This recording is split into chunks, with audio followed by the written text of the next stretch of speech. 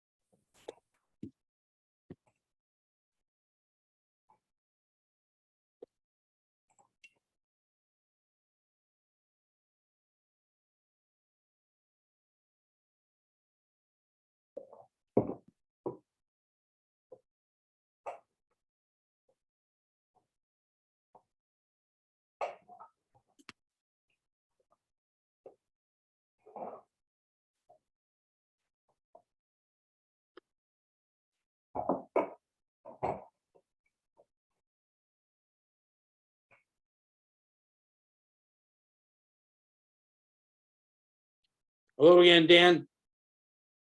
Good to see you again today, Steve. It looks like you've got a different background this time. Flowers. We love flowers. I like that you're keeping it fresh. Yeah.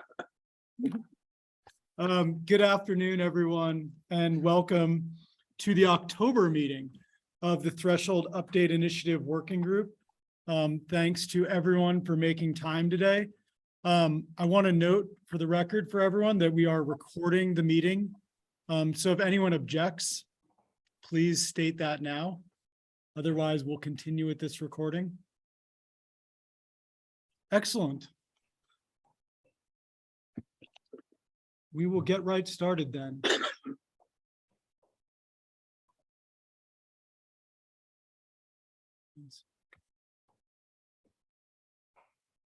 Can everyone in cyberspace see the screen I'm sharing right now?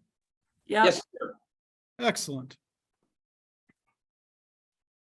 All right, so you all got the agenda in your inbox and email. Hopefully you had time to look at it. This is just a review for what we're doing today. So we'll go over the August meeting minutes, make any changes necessary.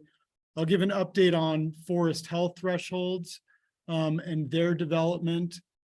And then we'll move on to the primary topic of the day, which is watersheds and water quality thresholds. So August meeting minutes or August meeting summary. Did everyone have an opportunity to look at it? Yes. Look good for the most part.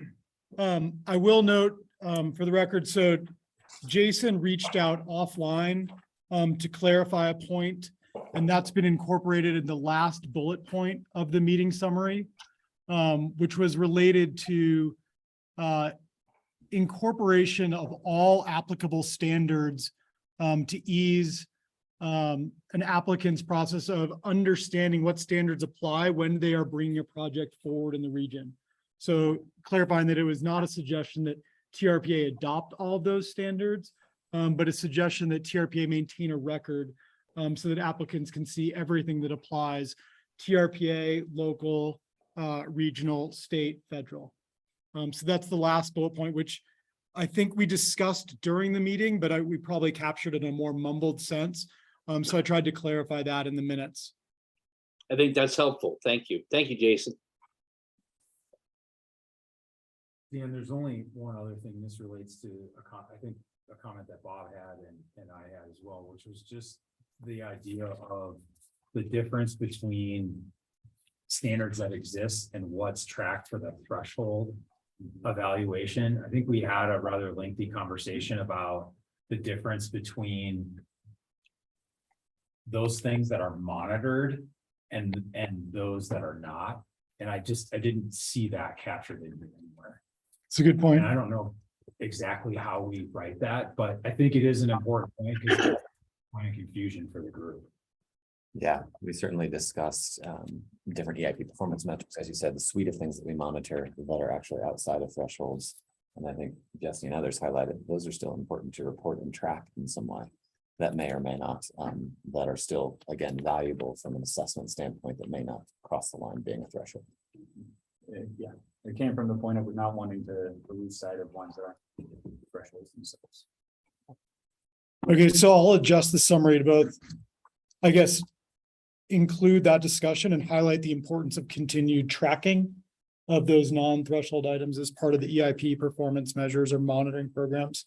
Is that?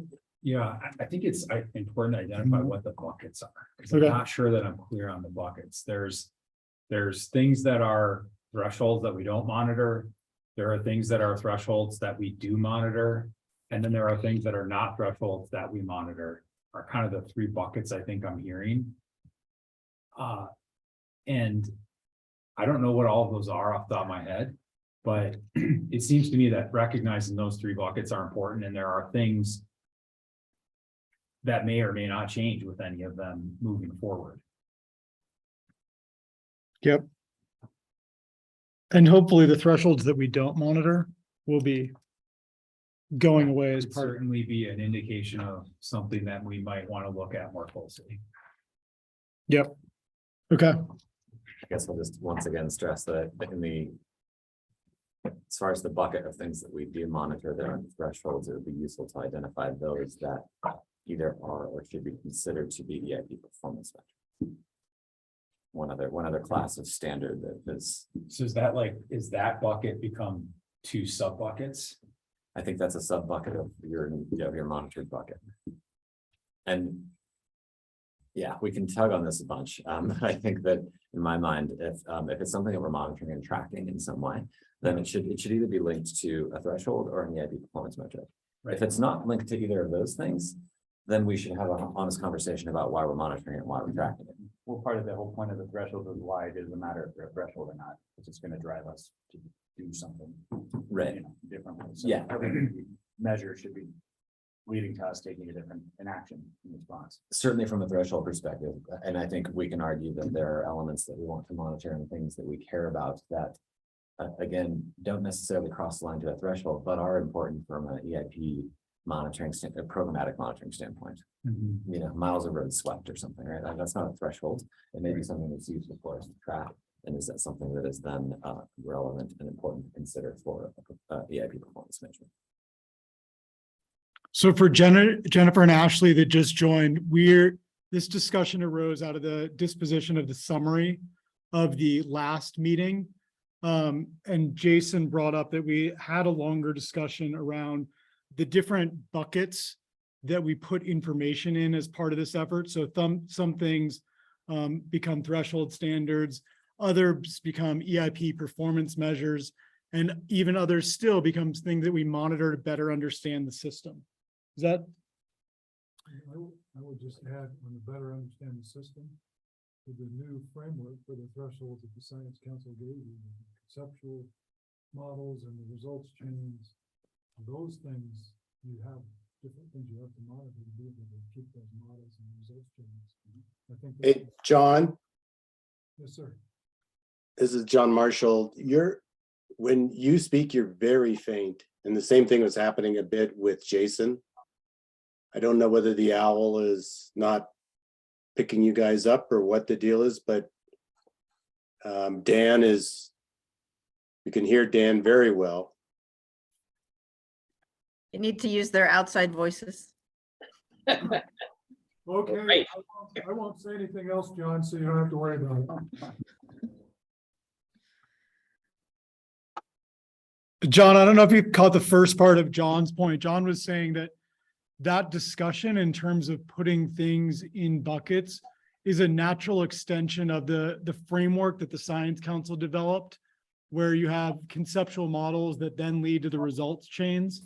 And so there's sort of a natural synergy between, I guess, the discussions that are going on at the Science Council right now and the discussions in this room around what ultimately arrives at a threshold standard. And I think there may be, I know there are things that are going to be in the results chain and in the conceptual model you're gonna have to measure and monitor whether that is the threshold standard or not. It's just adding to that third bucket.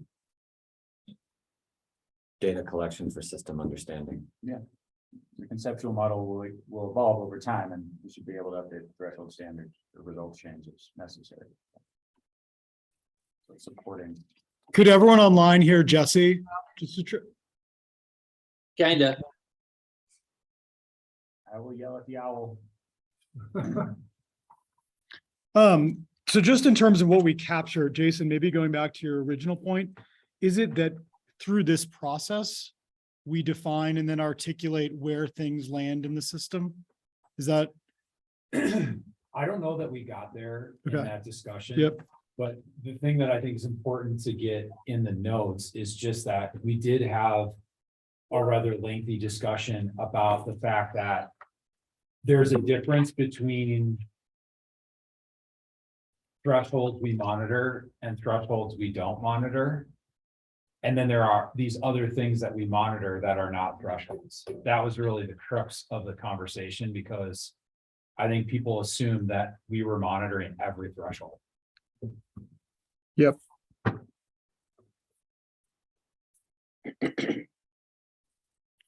That will be added. Any other things that should be added to the August meeting summary? Or anything that was misrepresented? Jennifer? On page 2, in the bulk of the write-up, the third bullet, isn't a complete sentence, so it just needs to be fixed. And then on the ozone bullet, the second from the bottom, there's a double negative, I think, in the sub bullet. I just wanted to clarify my understanding about the ozone standard, where we were concerned whether or not it would go away if we used option 4 in its purest state. And then the sub bullet says, staff confirmed there's an error on slide 19, which suggested that the 1-hour ozone standard would be removed. So if the error is fixed, then we're not removing it. Correct. The slide was in error. And Okay. so we would not, that standard would remain in place because it does provide a higher level of protection than currently exists in state or federal standards. Okay. So just to refresh everyone's memory, through the compact, TRPA and the regional plan is required to achieve all local, state, or federal air and water quality standards.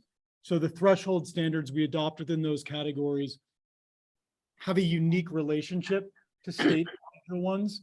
And historically, we'd adopted a mix of, sometimes we adopt state standards, sometimes we adopt federal standards. And the guidance from the group was that we would no longer continue that practice, and we would adopt standards only when there's additional environmental protection afforded by the adoption of those standards. Slide 19 incorrectly suggested that that would also mean removal of the ozone standard. That was not the case. That was an error. So that's what that correction. And sorry, Jennifer, I'll look at that, the wording there to make that more clear. Yeah, I just wanted to clarify what I recalled, which is what you just described. And yeah, just the use of double negatives sometimes just makes me think harder. I apologize. That's just lazy writing on my part.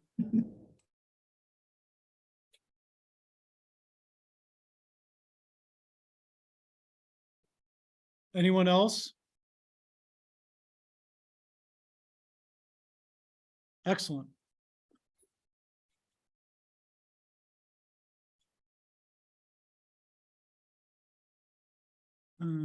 So you all should see my screen again now. I'm going to move your faces down out of the way.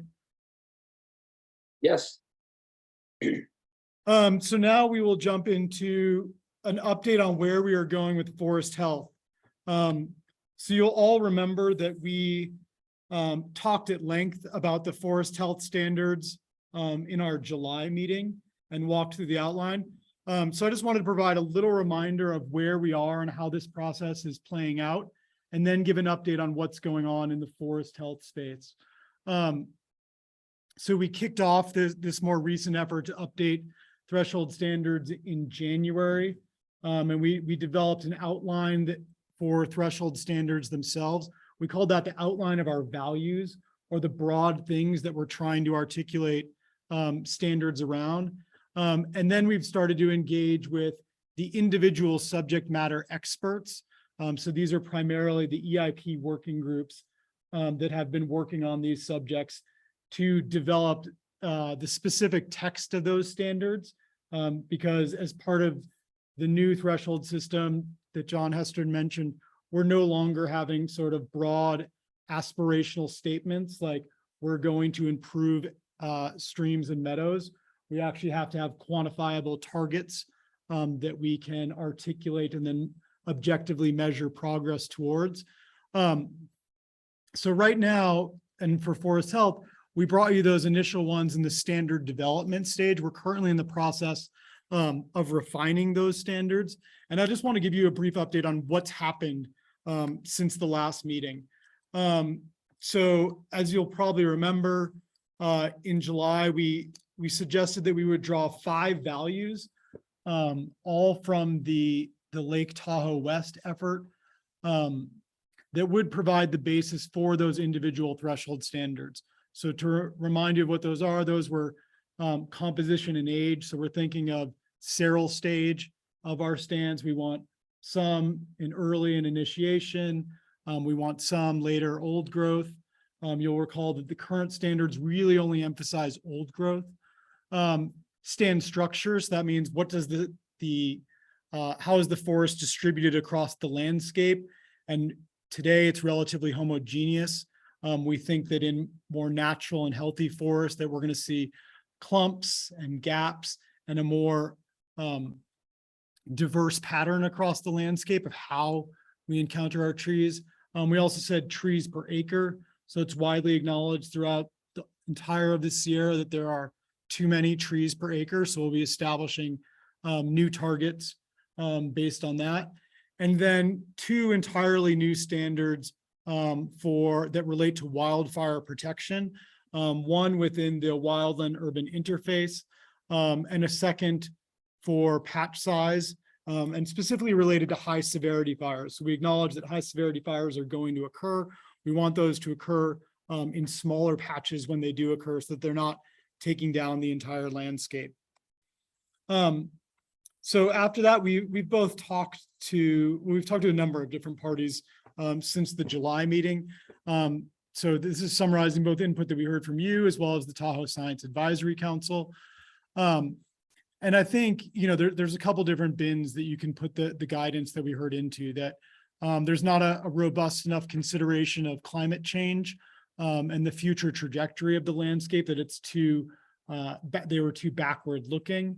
The Tahoe West standards were really more developed with the west shore of our region in mind, and that we should look more broadly to what's going on in the east shore and the rest of the region to ensure that the standards reflect desired condition for the entire region.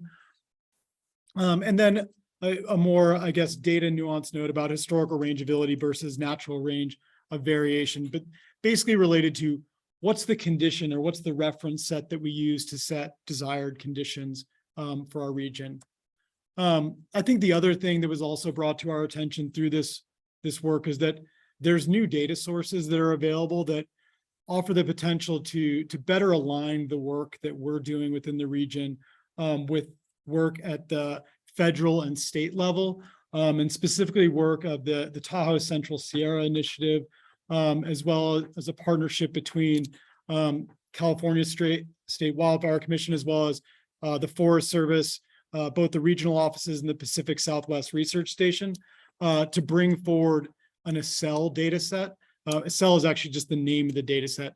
It includes all the things that we've talked about and has the same conceptual underpinning as all of the work that was in Tahoe West, but is an updated version of that data set. So if you're trying to place the timeline here, to the Tahoe West baseline that we were proposing to use was a 2017 work that was primarily using data collected just after 2010.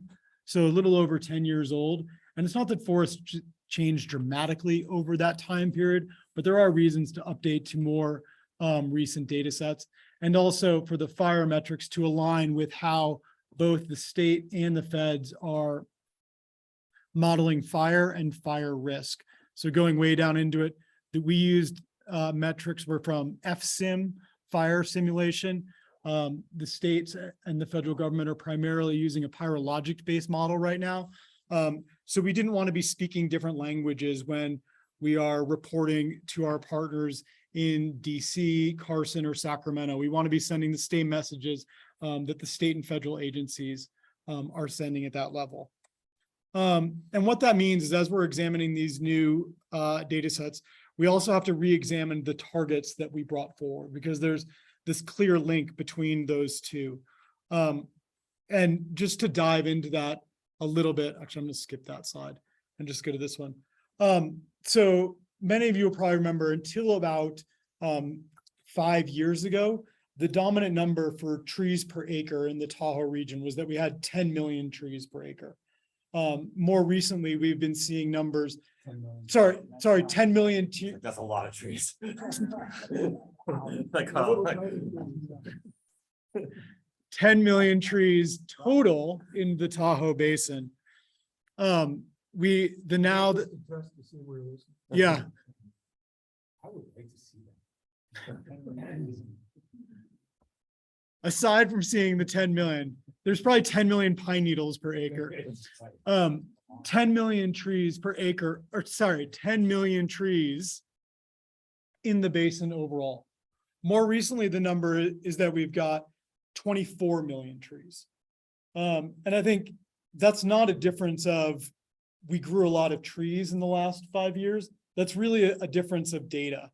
And so, one of the things that has been stressed by both partners in the region as well as our science partners in the region is that your targets really need to be scaled to the sensitivity of your data. And there's a couple different data sets that we're working in the forest health space. So we have FIA inventories, which is sort of the traditional inventories of forests where you have a forester go through, walk the forest and count all the individual trees. We also have some of the more recent developments of data such as LiDAR, which is basically lasers that fly over and count trees. And those arrive at different counts for various reasons. So sometimes LiDAR, if the crowns of the trees are so close together, it'll misidentify and miss a tree there. It also is not as good at getting the smaller trees in it. But either way, you end up with fundamentally different counts. And so the slide you're looking at right now is just a comparison between on the far right of the side, EcoObject 2010 is the data set that was used as part of the Tahoe West planning effort. And the F3 data set, F3 is the Forest Service's internal term for the ACEL data product that came out about 2 weeks ago that we're currently evaluating using. And you can see, so they're mapped, those are the same breaks, but the left side is far darker because the ACEL data set is mapping far more trees per acre. Now, if we take this down another level to what we think is in reference condition versus what is overstocked, the maps actually look very similar. It's just a question of how you count or what trees you're accounting for in your data set. And so that's part of the process we're going through right now in terms of, okay, if we are going to realign our data set, we also need to realign the targets that were initially suggested to ensure that those are aligned and we're identifying the right places. So that's the process we're in right now. We are, actually, I'll stop sharing for a minute to allow for discussion. We walked the full Tahoe Fire and Fuels team through part of this discussion just this morning. Both Steve and Kat were there and can certainly comment here, but we'll also be working, that's a very broad and diverse group. There's probably a couple subcommittees of the Fire and Fuels team that are really the data and condition experts that we'll be working with over the next couple months to actually ensure that we're using the right data for the right measure and that we've set the target in the right place. I think with that, first I'll ask Steve or Kat if they wanted to comment on anything that was said this morning at the Fire and Fuels team meeting before opening it up to the broader group. I don't think so. I think that, it's been a while since we had a TFFT meeting and there was a lot of subjects that were covered pretty rapid fire. But I hope as the TFFT gets into the mode of meeting more often, there would be more input to this group on the subject of the thresholds having to do with forest health. Because some folks it was a little rusty.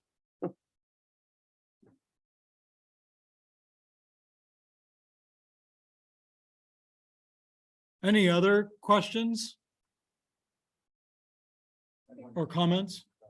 I guess I would just add, I was at the meeting this morning and they talked about certain tools that could potentially be utilized, like land tender, for instance, has been talked about, and I'm not sure if in the, stand density space, that would be an appropriate tool, or Planscape, which is the CNRA other tool for measuring density. So did everyone hear what Laura's comment online? Am I the only one people online can hear? Okay. I'll repeat the comment. So Laura mentioned that at the TFFT meeting today, there was discussion of other tools, including land tender, and I forget the plan. Plans. Eon? NRA free open data source tool. And Planscape. And the question was really with regard to how those play into this effort, or how we're thinking about them. And I think so. We had an internal demo of land tender last week. I think at least for right now, and we've not seen the underlying data of land tender. So we're still in the process of vetting the cell and F3 data sets right now. I think land tender seems really useful at the planning level and community wildfire protection planning. It's a tool that helps managers optimize where to put treatments on the landscape, given limited resources and multiple goals. I think part of what we've and what we've dealt with, I think, in other space as well, we'll talk a little bit about it in the stream and meadow discussion later, is the difference between project level planning data and regional assessment data. And, like when you're planning a project on the ground, it's critically important to have, sort of the highest level data that you can possibly have. But when we're talking at the regional scale, and the thresholds are, basin-wide standards, that most of those differences come out in the wash, and there's greater benefit, I think, from aligning with state and federal data sources than potentially using a Tahoe specific data source that may be really applicable to project level planning, but that is, like from us tracking annually, is harder and more expensive to maintain and maybe of marginal additional benefit. So that's just sort of the trade-off I think we've had internally or discussed internally. Susan? Yes, hi. So I'm just curious as to the forest health threshold. We had discussed, I think, back in July about the possibility of including biodiversity into stand density to hopefully add to the forest resilience. Is that something that this group is going to be looking into? At the next meeting, yes, as part of the biodiversity thresholds. So in conversations, I think we'll do an overall metric of vegetation diversity as part of the biodiversity thresholds. And admittedly, like which category you put it in is a little bit clunky. But that is sort of like seemed like the natural place for it right now, given where we were going at the biodiversity threshold category in the forest health threshold category. You were still on mute, Susan. Were you weighing in again?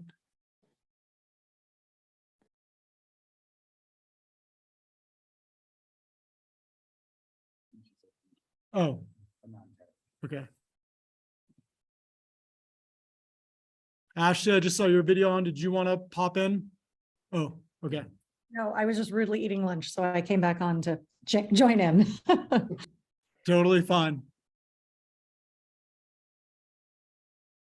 So Dan, the last slide you shared is mildly concerning in that we're talking about establishing a threshold and tracking progress on a metric whose data is highly variable at this point in terms of where it's coming from. So can you just talk a little bit about how you're going to justify or otherwise rectify those differences that you're talking about? Because again, if it's 10,000 trees in the basin versus 20,000 trees in the basin, and are we going to be setting a threshold for a metric by which is impossible for us to track or otherwise see progress due to this? You mentioned sort of scale of data, right? And so, I'm seeing, I guess, what you highlighted to me is a disconnect between scale of data and the metric we're talking about. And I had a dovetail on his point, if I could. Dovetail on Bob Larson's point. In deciding what data set to use for the baseline and adjust the targets to, hopefully you're considering the cost and technical feasibility of repeating the same method, out a certain forecast. Like you wouldn't want to choose something that then becomes too costly or is deemed, not correct down the line, kind of to Bob's point, since it is variable, highly variable.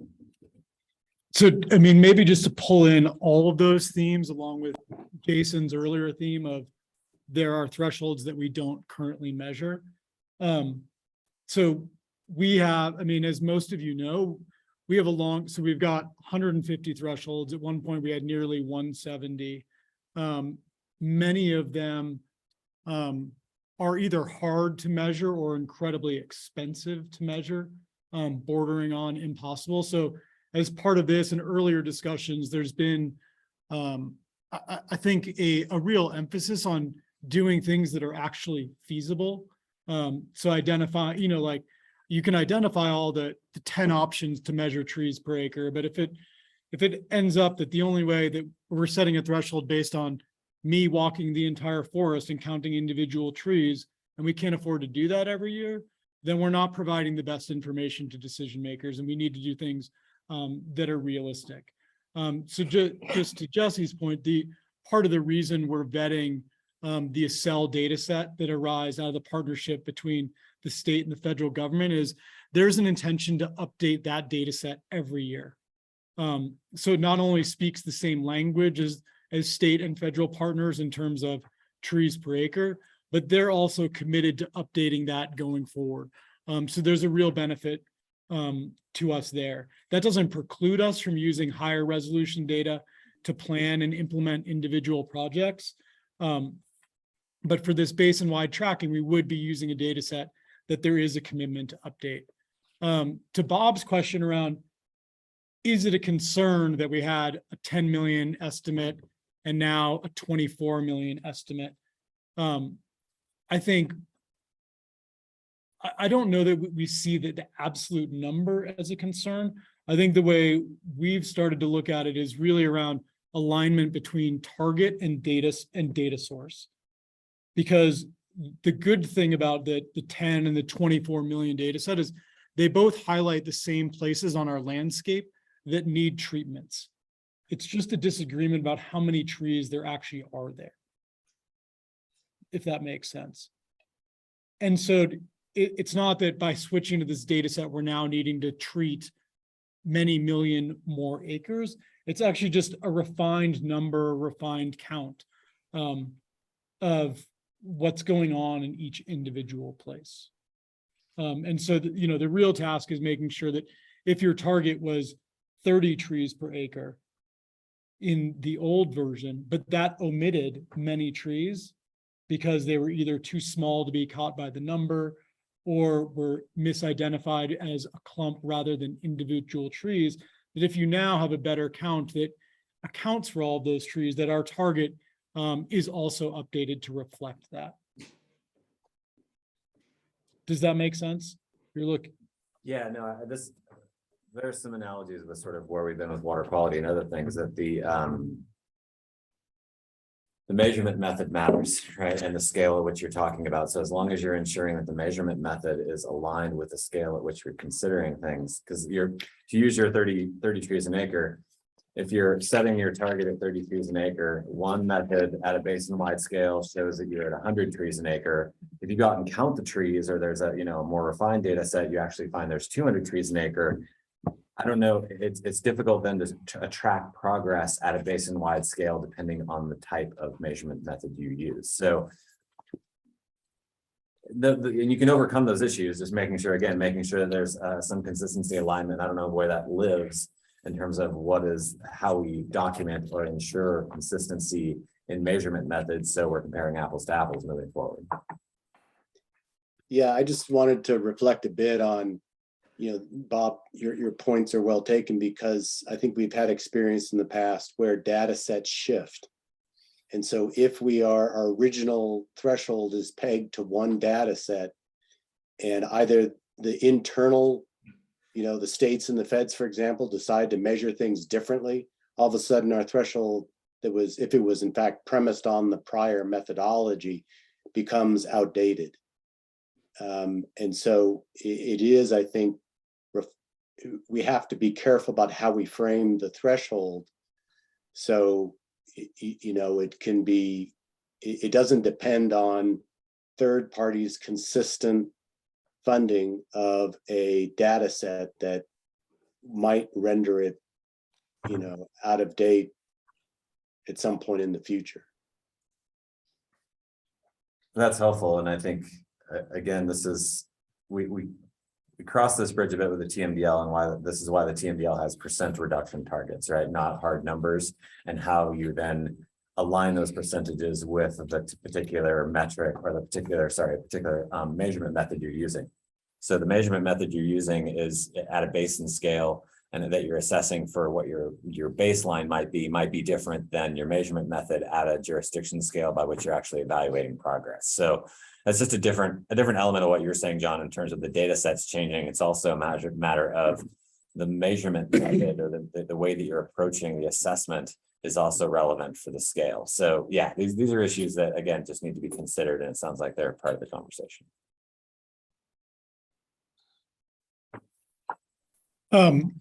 I think one thing to that point, and because I think we've moved away in some ways, actually because of the Science Council work, from this notion of just percentages. And we've said we're going to articulate actual targets.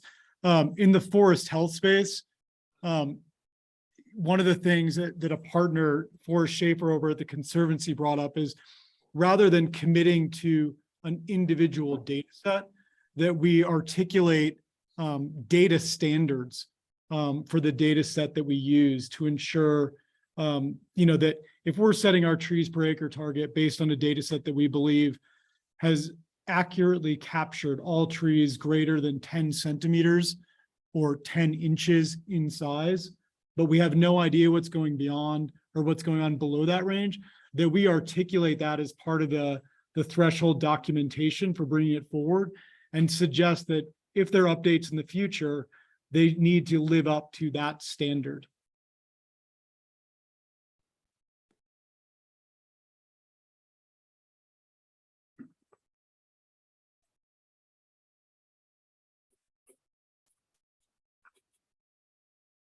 There's head nodding in the room, which I don't know is we're tired of talking data, or this all sounds good.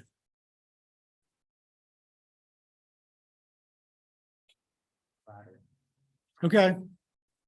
It's just very difficult and abstract right now. I think we've just identified some issues, and once they're more concrete, yeah. So my head nodding is good luck, and we look forward to seeing what you come up with on this, because there still seem to be some pretty large issues with respect to sort of which data you're using, how you're setting your target, and how you're tracking or how you're documenting progress and meeting that target based on those data sets. So yeah, they're just issues there that you'll sort out. Yeah, just to be clear, because I think Bob lumped two things there. We are not looking at re-evaluating reference conditions. So reference conditions meaning where we want to be. That is already baked into the data sets. So that, and it has already been blessed by the partnership that created the data set and validated by independent scientists. That is not, so what we're really doing is more evaluating its application here in our region. Steve, you came off mute. Did you want to say something to close the topic? No, I just, following along. It's a bit of a gnarly one. It is a bit abstract, but sure we'll work our way through it. I remember years ago, I think it was back in the 90s, we were counting trees that had died in the forest, and there's a lot of those right now.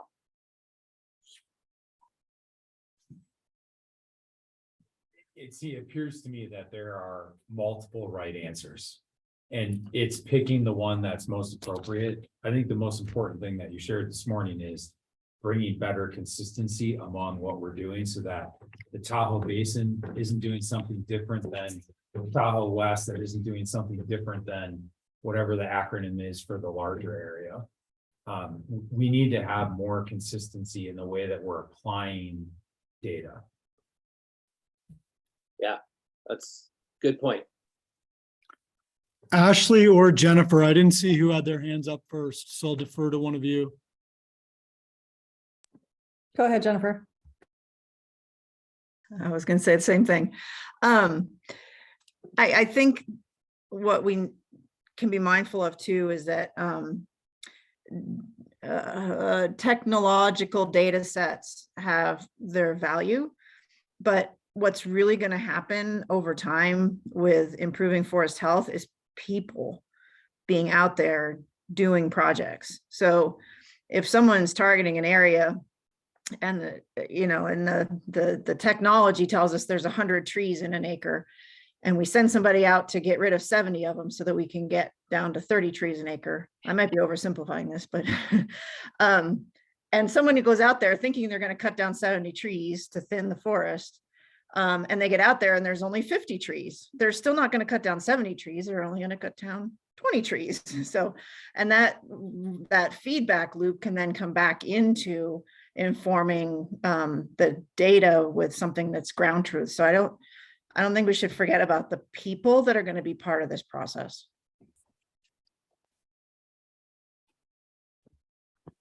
Yeah, and I guess I'll follow on that a little bit. And hi, everyone. This is my first threshold meeting, so I'm just catching up.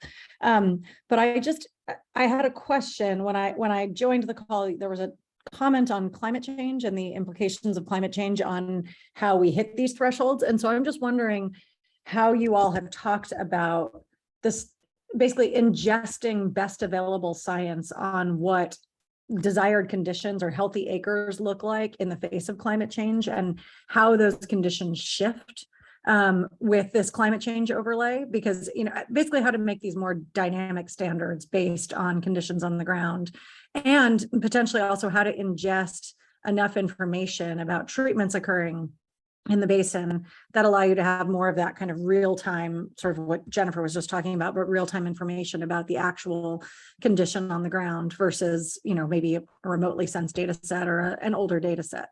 So I guess that's two questions. One is just how we think about climate change and desired future conditions in the basin versus right now, and how we ingest or what kind of data we could ingest to make these more dynamic data sets.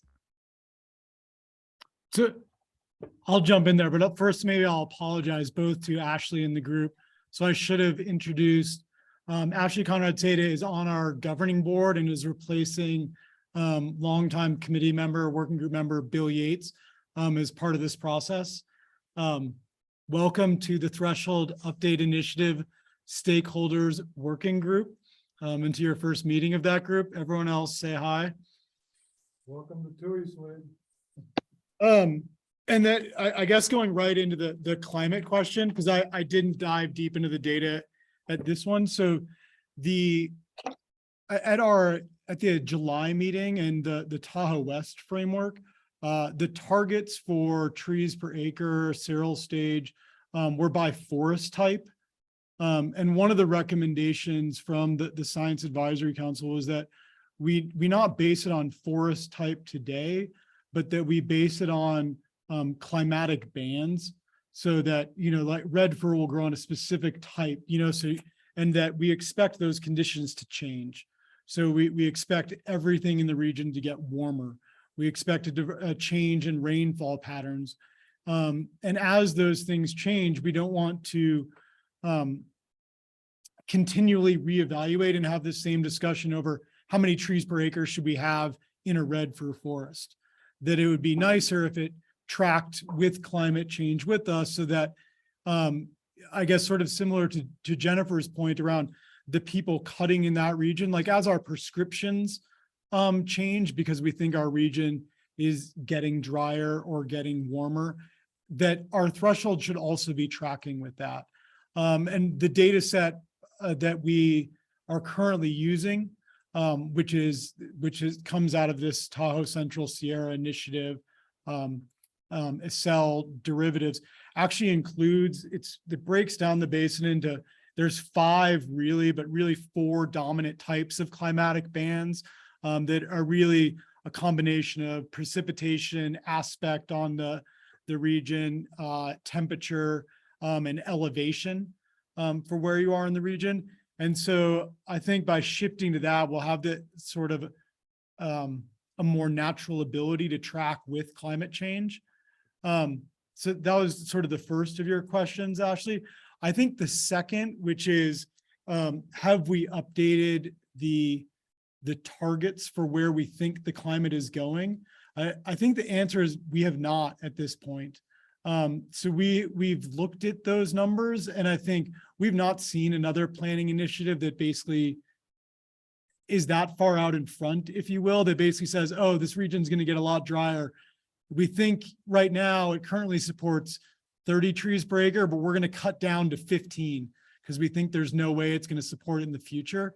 I think our general discussions is it feels premature to do that. And as long as we have it baked into our thresholds, and if we see, the dry or the really wet part of our region expanding, then you can imagine that maybe we update the overall goals for those as well, but that baking that the climate piece into the loop that actually establishes the standards is about as far as we were ready to go at this point.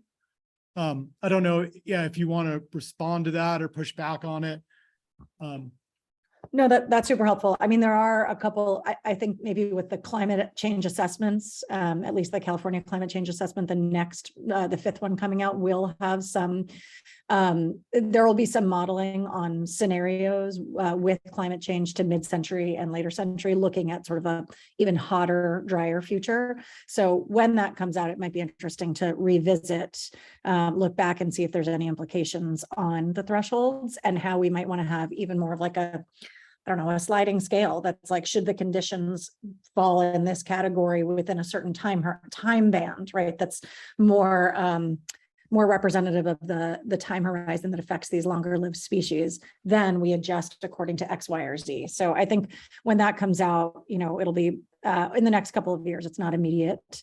That would be helpful. The other thing is they are looking for the team that's doing that work led by Leroy Westerling at UC Merced. He is looking for help on the types of future scenarios that people are interested in for some of those models. So, if there's any feedback this group wants to give for like what would be helpful to help assess or adjust thresholds with climate change overlaid, I know he's looking for some of that feedback to know which models to run. I mean, maybe that'd be a point of engagement with the Science Council team that's sort of been advising us on this, in terms of, because they've got some future scenarios as well, and probably more detailed knowledge of what's baked into those than I do, or probably most in this room. So in terms of like how would those could be refined. Sure. Yeah. Okay. Ashley, I'm guessing I can reach out to you for that, the UC Merced contact. Yeah, no problem. Okay. Thanks.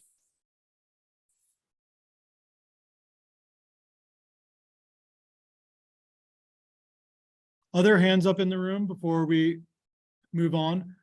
So I know a couple of you have measured or have mentioned this is really abstract still. So I think at one of our next meetings, we'll probably come back with the fully baked version of this. You'll actually be able to see numbers, places, and you can say yes or no. We wish we went back. Sorry, Jim, I just saw your hand go up.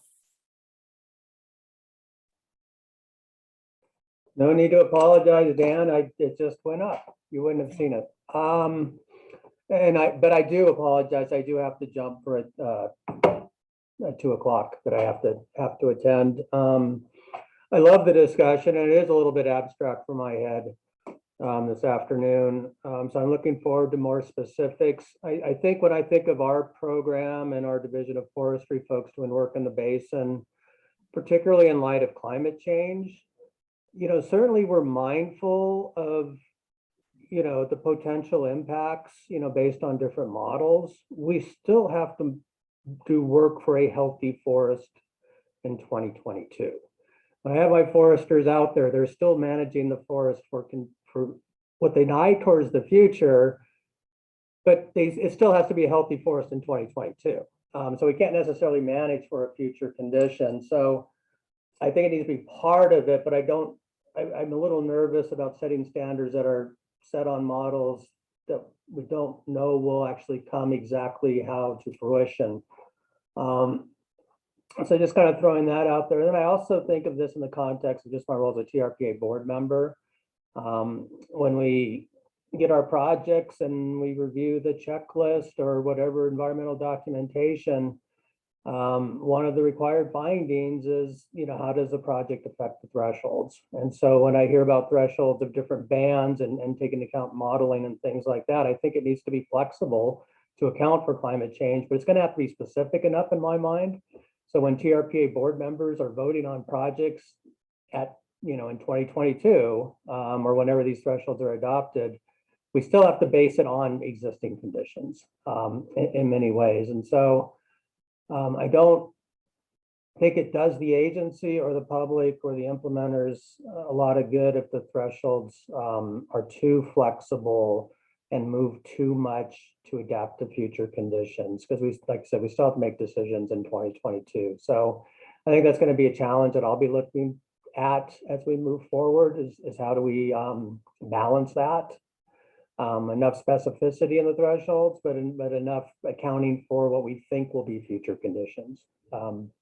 Anyway, thanks for letting me speak there because I do have to jump and get to my 2:00 meeting. So thank you all. I'm excited to see the next meeting. Yep. Thanks, Jim. And I don't know if you've got 1 second, I can try to clarify because I think I think we're in line with sort of your general discomfort on setting desired condition based on a future state. We're not using those future states to actually specify desired condition. It is what we think is reference condition today. The part that does incorporate climate change more explicitly is defining, let's say, trees per acre based on the climate, so that if it's warm and getting 15 inches of rain, we think you should have 20 trees per acre. And if it's warm and getting 30, we think you should have 40 trees per acre. So that if in the future somehow the wetter part of the region expanded, there'd be more that fell into that 40 trees per acre. But that's not baked in per se to like a future climate scenario. That's based on what we know about trees on the landscape today.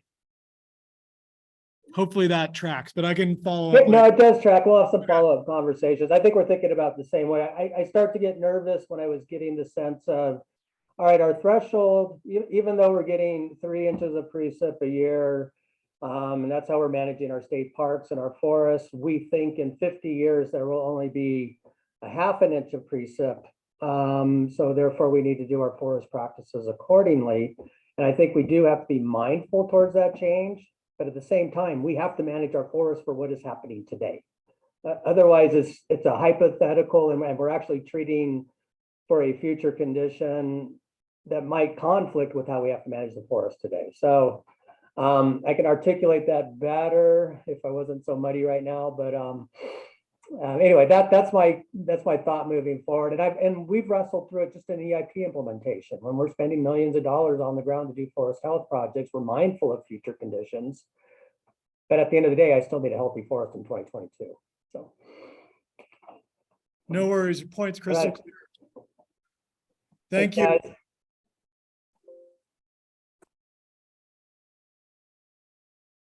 Any other final words before I jump into the next part?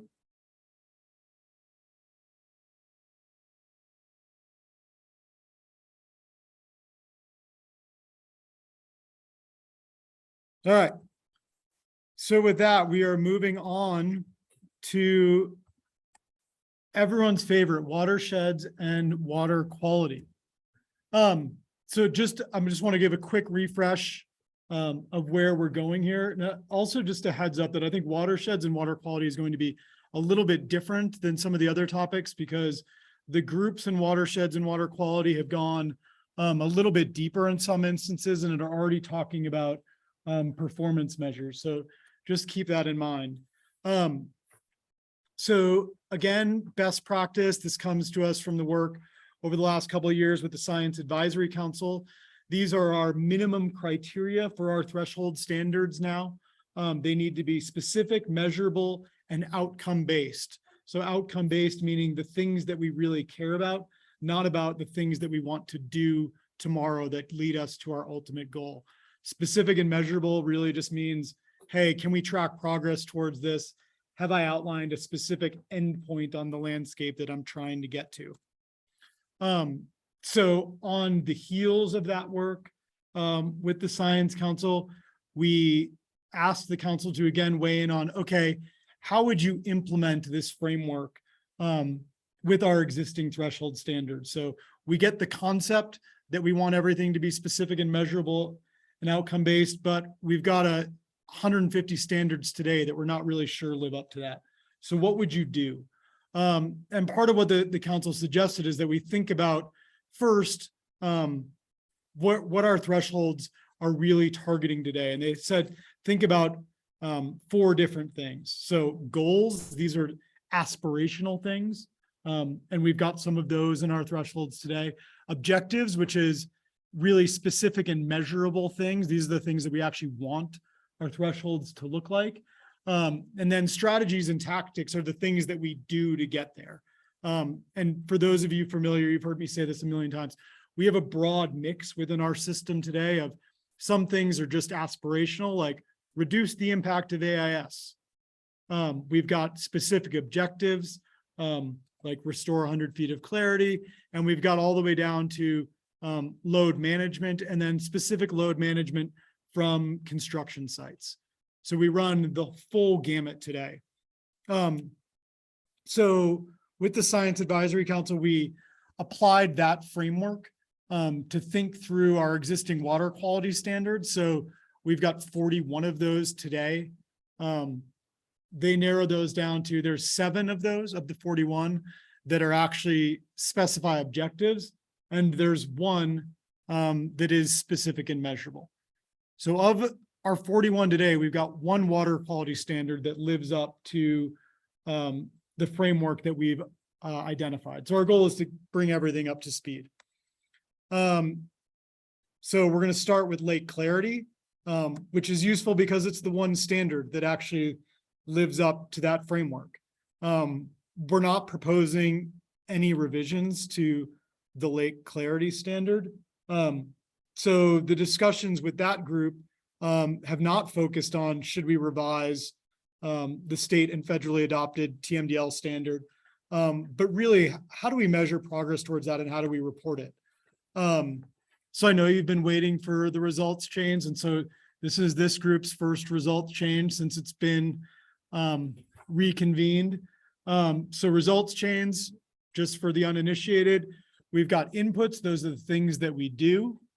Outputs, those are the immediately measurable responses that speak to the effectiveness of our work. And then finally, the threshold standards or long-term goals are the things that we're really trying to accomplish.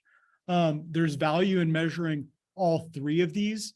So often, if you're thinking of grant reporting or reporting back to funders, they're very interested in the what you did, what you got from that, and why are you doing all that? And I think that's how I'd think of these 3 bins. The inputs are the what you did, outputs are what you got from doing that immediately, and then why are you doing all this, or what's the long-term contribution? Those are the threshold standards in that link. So you're also probably mostly aware. So the Lake Tahoe TMDL, or total maximum daily load, is our long-term science-based plan. Restore the historic clarity of the lake over about 65 years. It identified, or the science that went into its design identified our urban areas as the primary source of fine sediments that were clouding our lake and resulting in reduced clarity. And so there's a number of things that we track as part of that program that speak to our efforts to reduce fine sediment inflows into the lake. So this is the current tracking system within the EIP. So this is the EIP performance measures, as you also all probably know. That's what we use to wrap up everyone's effort in the region. It goes into the summit reporting. And so these are the things we collectively report on, that all jurisdictions, all implementers together track the number of parcels with stormwater BMPs. We wrap that up at the end of every year, and we present that at the summit. So there's three things that we track right now. And I'm using we actually royally here. So this is primarily not from me. This is from the EIP subcommittee on stormwater, SWIC. So these are, I'll try to speak to them, but the suggestions really bubble up from the working group more broadly. So the three things we track: stormwater BMPs, miles of roads decommissioned, and street sweeping. And basically their assessment was, this is a really incomplete version of the things that we do to prevent fine sediments and other pollutants from reaching the lake. So they've suggested that this is a more appropriate framework. So we would still end up with 3 input performance measures. Our output performance measures, they think are correct. No modifications. So we're still tracking total load reduction of fine sediments, total load reduction of phosphorus, total load reduction of nitrogen.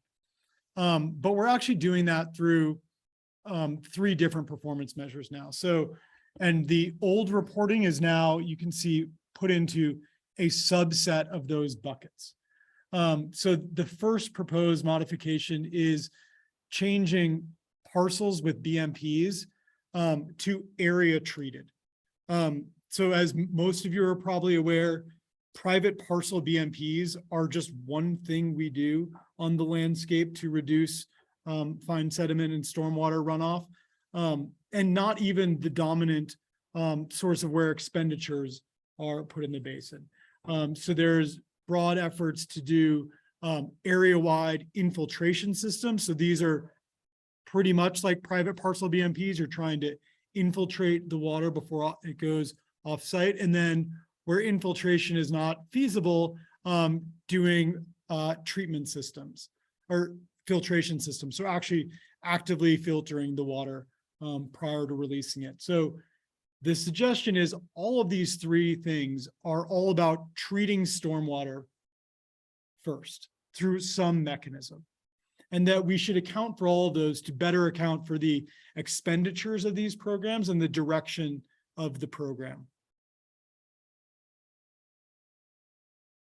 Most heads, okay. Is that where you were? Comment, or I can explain the latter one as well. I appreciate the refinement on the input side. Yep. I can tell you from a state perspective, at least when I was involved in the program, we made a conscious decision that the tracking of inputs was less critical, to say almost not important, that outputs were at the only place we needed to focus effort. And so I'm just curious why you mentioned sort of just tracking investments, I guess, and that's the linkage between your enhanced list of inputs and your outputs and thresholds is you start to weaken that linkage the more refined or the more detailed you're getting with these issues.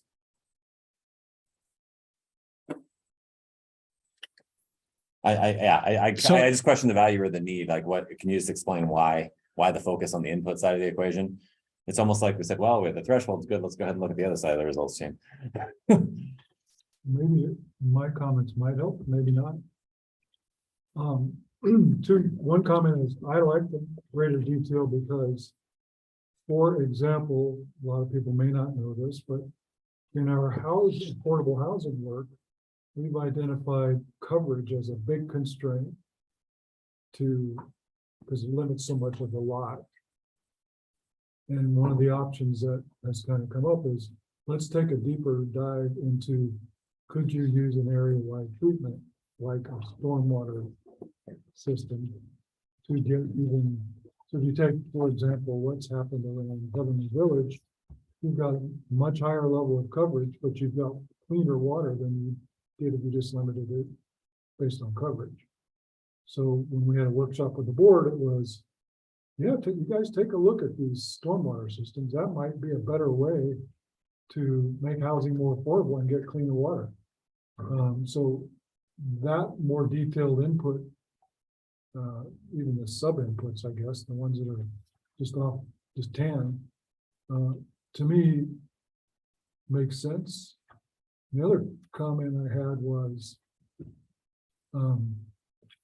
I don't want to go back to our earlier conversation on what needs to be tracked and what doesn't. But to me, if this is the conceptual model or the results chain, that we're using, right there, you see the stuff at the beginning of a list of what we should be tracking. Even though we're really worried, we're really focused on 97.4 feet of lake clarity, there's a lot of other stuff that goes into that we should be tracking, so that we know if our results are really doing what we think they will. That's my comments. I kind of like this. I don't know if that addresses Bob's comment or not, but maybe a little bit. Yeah. I was gonna say it probably doesn't address Bob's comment. But I think maybe I'll push back on Bob's. Bob pushing against refining of, no. I mean, I'm trying to think of the right way to say it. So for those that the Lake Tahoe TMDL is unique in that it's focused on results, not on what you do. So it's not a traditional command and control style regulatory program where if you can show that you're reducing, and Bob's more intimately familiar than me, so if you start to frown, if you can show that you're reducing fine sediments, that's more important than how you do it. It doesn't specify that you do one of these particular strategies to reduce fine sediments. So if you can show that the best way is to take your vacuum cleaner and suck up the fine sediments on the roadways, and the roadway is in better condition the next day, that's fine. If you think the best way is to use a paper towel, that's also fine, so long as the road looks better the next day. Is that fair? Yes.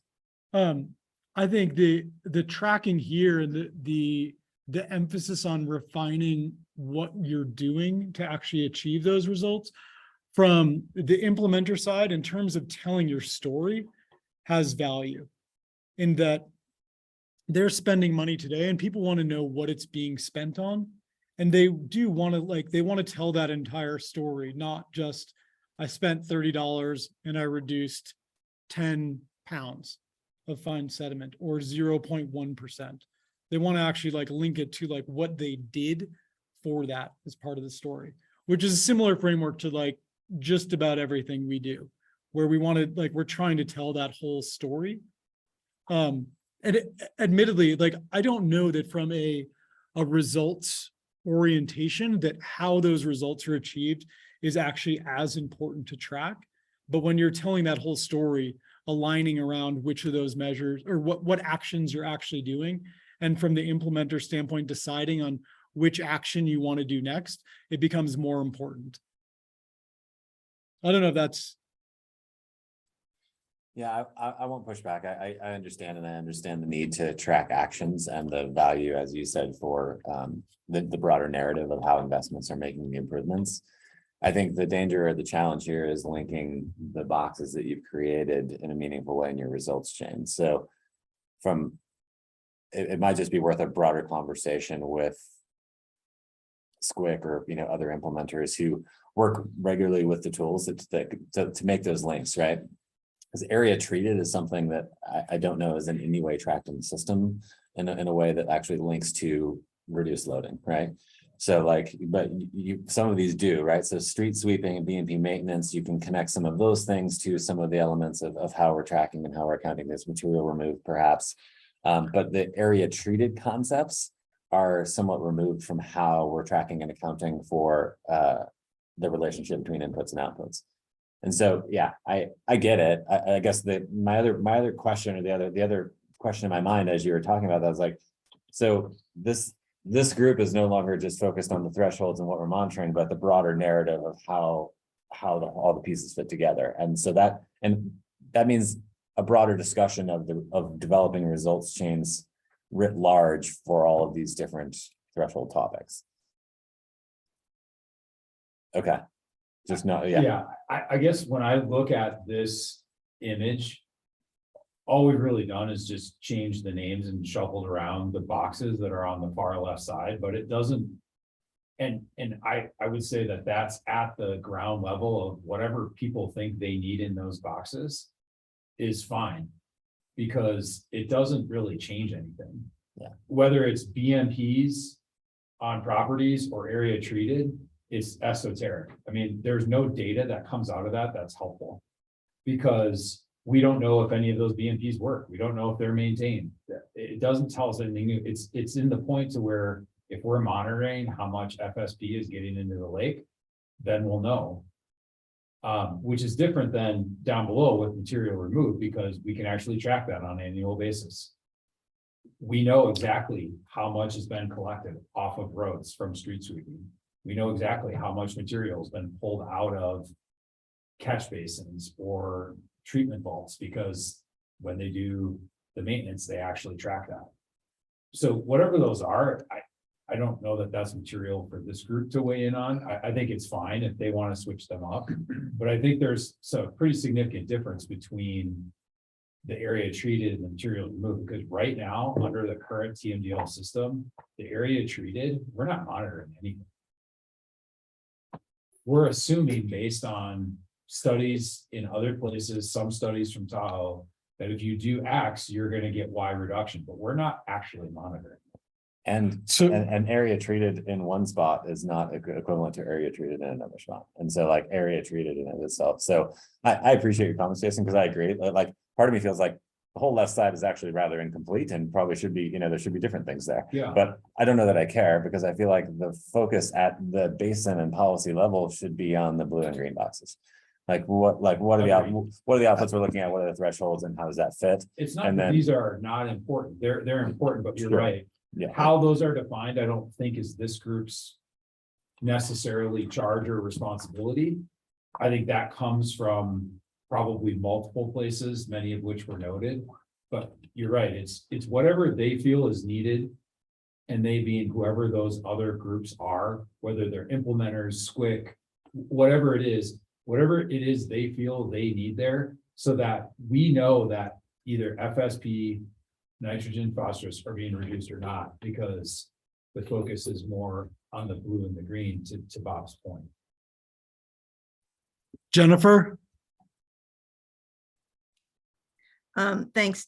Dan, did you have some prepared remarks about material removed and street sweeping and BMP maintenance? Because I have some thoughts, but they're somewhat tied to material removed as well. Is there something else you wanted to cover there before I jump in? I was going to respond to sort of what I heard as the meta argument, I would say, that Bob and Jason put forward there, but maybe I don't know if I should let you go into the details first, or I should say something first. Why don't you go ahead?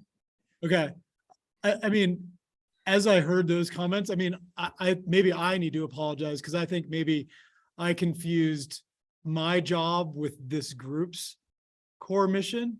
And I mean, no, just being honest, like, we've talked, and the ties directive was update the entire thing. And, this group designed this structure and sort of blessed the structure, but maybe, I mean, I take it to heart. Like, I don't know that we actually need to be talking about the input side of this equation. Maybe it actually is like do you have the outputs and the threshold standards right? And beyond that, like, we should, I mean, this is really like for discussion, like, should I not bring those here? Because I don't know that we need to, like, there are going through the separate EIP structure. So, you know, like, these were developed by a subset of the working group. They're going to the full working group, like the people actually doing it, the people wanting to tell the story. And I don't know that we need to weigh in on that as well. Like, Yeah, I can add one thing. This is Jesse. We talked a lot in this group about one of the two standards and I guess outputs that drive actions that we can pull a lever and make things happen and ensure that they're resulting in the actions we want to have. So to me, it's helpful to, I guess, know what some of them may be. But I could easily agree, we don't need to decide on which ones they are and whether they should be these or others. But I do like to know that they are tied to something like that. So I appreciate the presentation on it, certainly. And then my only other point, which is maybe way off, and we can talk about it later, is would it affect in any way if we need to pivot for any reason down the line because we're not getting the threshold standard by doing all these things? That, you know, because we learned the conceptual model is different, or so does it complicated to have more boxes and more things Yeah. when we try to pivot down the line? I think that's a hate that to good, happen. yeah, I mean, I think that's a good point. I just, in my mind, like visually, when I look at this, I just stop at the darker yellow. I feel like the lighter yellow is, So lighter yellow. Different color. that is, those are on the ground things that it's a bit of trial and error. I mean, we're still, even this long into it, still learning about BMPs that work and don't work. And so I think that's a level of nuance that I guess from the perspective of being on this committee, I'm not thinking about. It's just, look, we want to know that there's area treated and there's material removed. Those are going to be the primary drivers to reduce FSP, PNN that get us to the goals that we have or the threshold standards. That's kind of how I visualize it. So Dan, I mean, I don't think you were off base. I think it's important for you to probably see all of this. I think it's a level of nuance that's probably not appropriate for this group, in my opinion, to get into the light colored boxes on the left. Just say Well, but yes or no to. Yeah, and but even the yellow boxes, sorry, I mean, no, because I'm mindful of everyone's time, Yeah. like, you're devoting your time to be here, so we should focus it on what's most important. Is that sort of the group sentiment? Should we be focusing on the right-hand side, but sort of as Jesse said, like, I'll still bring the full, like, when it goes forward, we still have to have all these pieces. And we want to know the full results chain to make sure that Yep. the blue and the green boxes are actually aligned with the yellow boxes, right? Like we don't, and so that, I would say that's more like, it's from that perspective and stepping back away from, you know, the full left side. Again, area treated at this point doesn't have a strong relationship to the outputs that you're defined. And so trying to establish that, or, you know, making sure that there is a relationship across your results chain from the things that you're tracking from an input level, to say nothing of the far left, but just the like kind of meta inputs to your outputs and your thresholds, I think is really important and part of, you know, this group's charge to make sure that the things that we're doing are related to the things that we're tracking that are related to the things that we want to achieve. And I would say that, yeah, and clearly I'm biased here, right? But like, the outputs and the threshold standard are pretty well aligned, right? With the TMDL established, or at least best available science at the time. And we know, as Jason said, like material removed directly relates to the outputs of reducing loading of those things. Area treated is not in any, you know, there is a relationship there, but it's nothing that we're tracking, monitoring, or accounting for in a way that provides that linkage. And so that's a weaker connection to me from your results chain. So I guess I would push back only at the last part of that, because area treated is just a way to summarize all of those, it's a different way to summarize what you're doing in the light yellow. But all the light yellow is just subsets of area treated, right?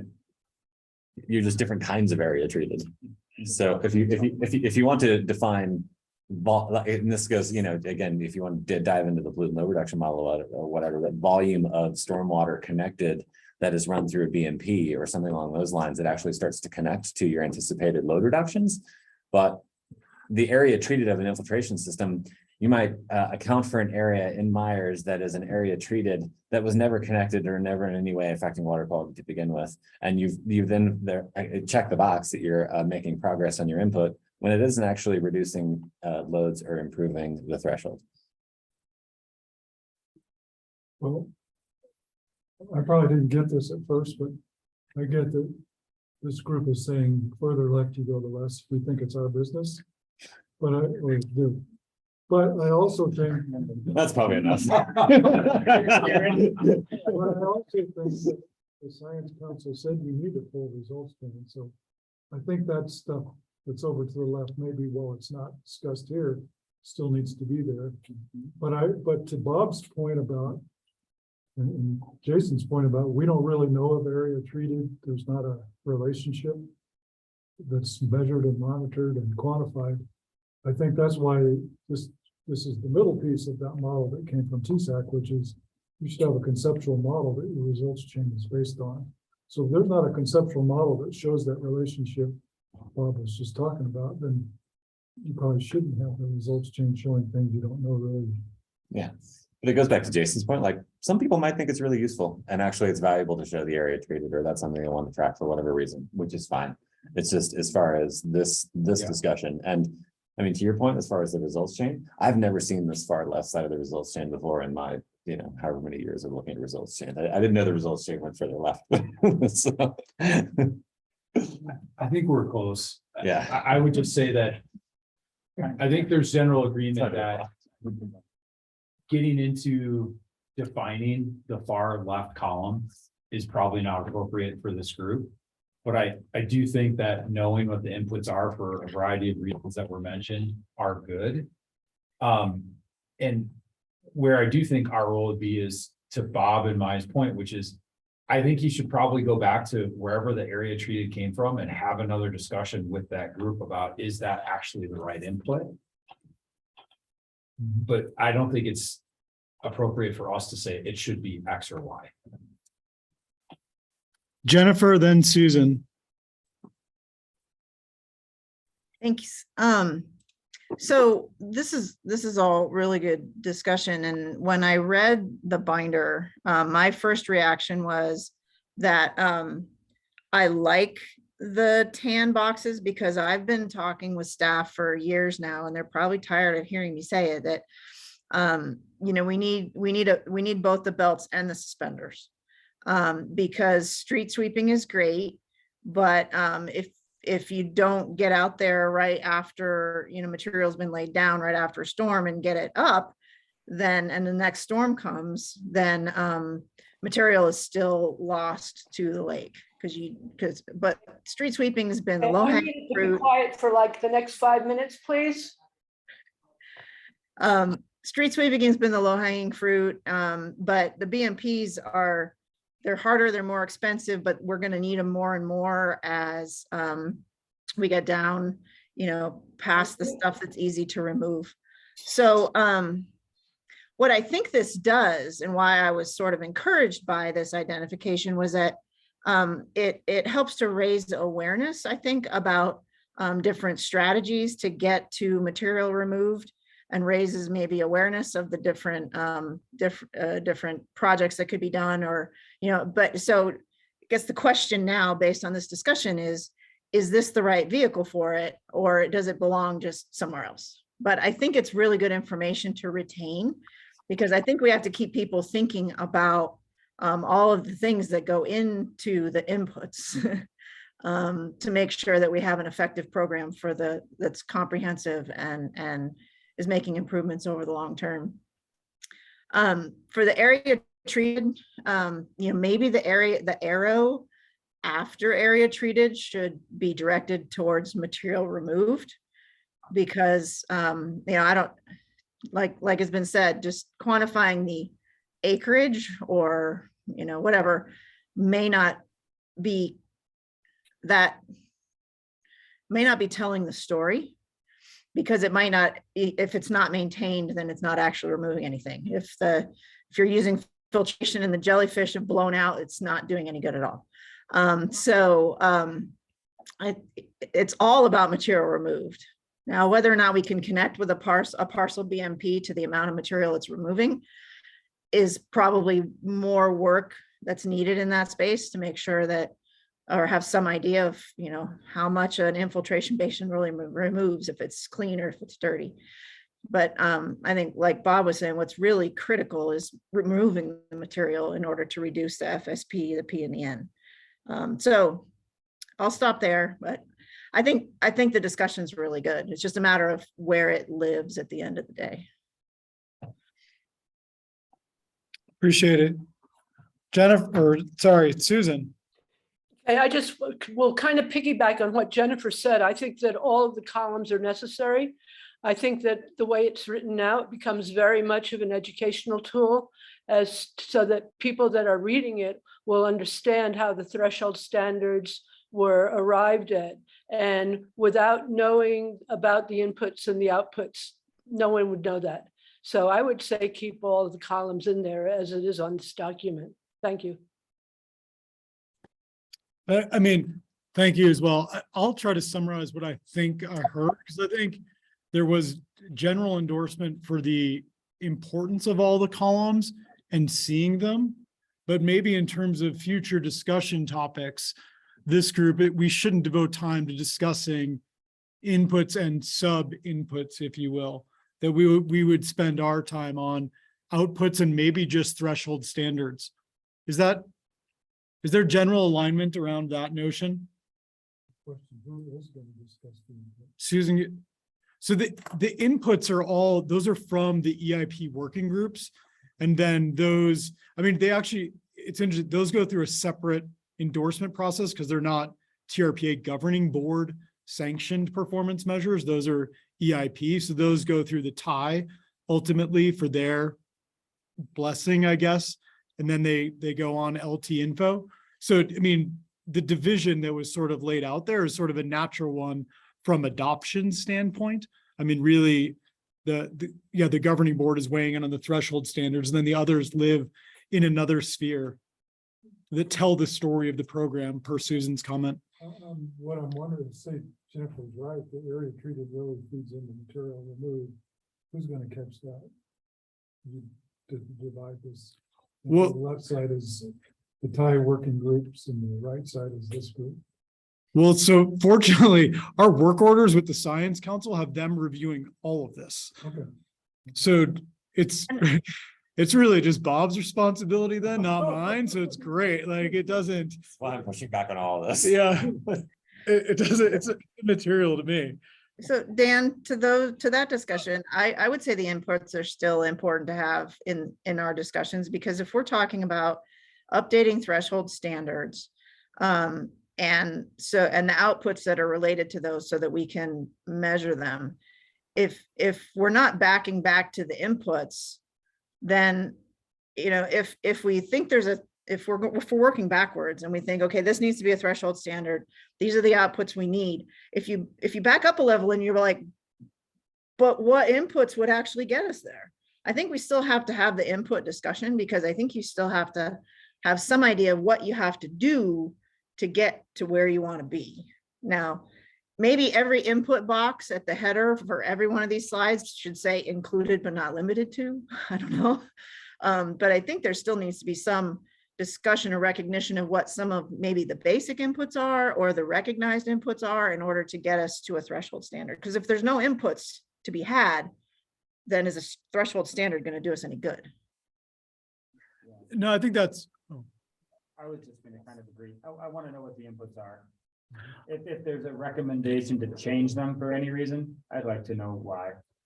But otherwise, after that, I don't think I need to have any say on it. I'm not an expert on all the topics. And then certainly our goal is the threshold standard. Really, in the end, do we agree with it for whatever reason? And we got to know this whole process to have a say in that. I think on some of these, the outputs are going to end up changing, which will change the inputs, you know, but. So anyway, I guess I'm agreeing. I like to see it all, but I don't need to have a say on what they are. So I think that's consistent with see it, but we're not the right group to comment and refine. Is that what you're saying as well, Jennifer? Just to make sure I've got it right. Yeah, that's a reasonable summary. Yeah. Yeah, I'll agree with that and further say that I think what we've talked about before, again, focusing just on the 3-box model of the results chain, that inputs and outputs may be EIP performance measures. So if there are things that we're going to monitor, going back to like the start of this meeting, right? Then let's talk about that in terms of if there are inputs that we want to monitor, or outputs that we also want to monitor that are independent of the threshold standard. I think that's a worthy conversation. And so it goes and that's where, again, this particular example, I'm going to let it lie, but there are a variety of issues with related to the monitoring, what we're tracking and what it is. So, but how it's monitored, I think, is important, just to build on what Jesse and Jennifer are saying. If I can weigh in on that again, I think going more better. I think you have to have the inputs, because I mean, going back to the compact, they're supposed to take these thresholds and turn them into policies in the regional plan. And I think you gotta have some level of input information over there to write a policy, which I know Jesse's gonna go, okay, our policy was to do this, to get that output, and we're not getting it, so we need to change our policy. You gotta have that. But to follow that analogy, this group is not evaluating policies. Right, right. Yeah, so I think, it feels like violent agreement Yeah. in terms of where we're at, right? No, let's talk about it. We finally agree to move on. I'd love to talk about this more, but we should probably I'm gonna move us on then. change the slide, for God's sakes. Well, there's more slides like this. There's many more slides like this. It's just a question of how far we go into it.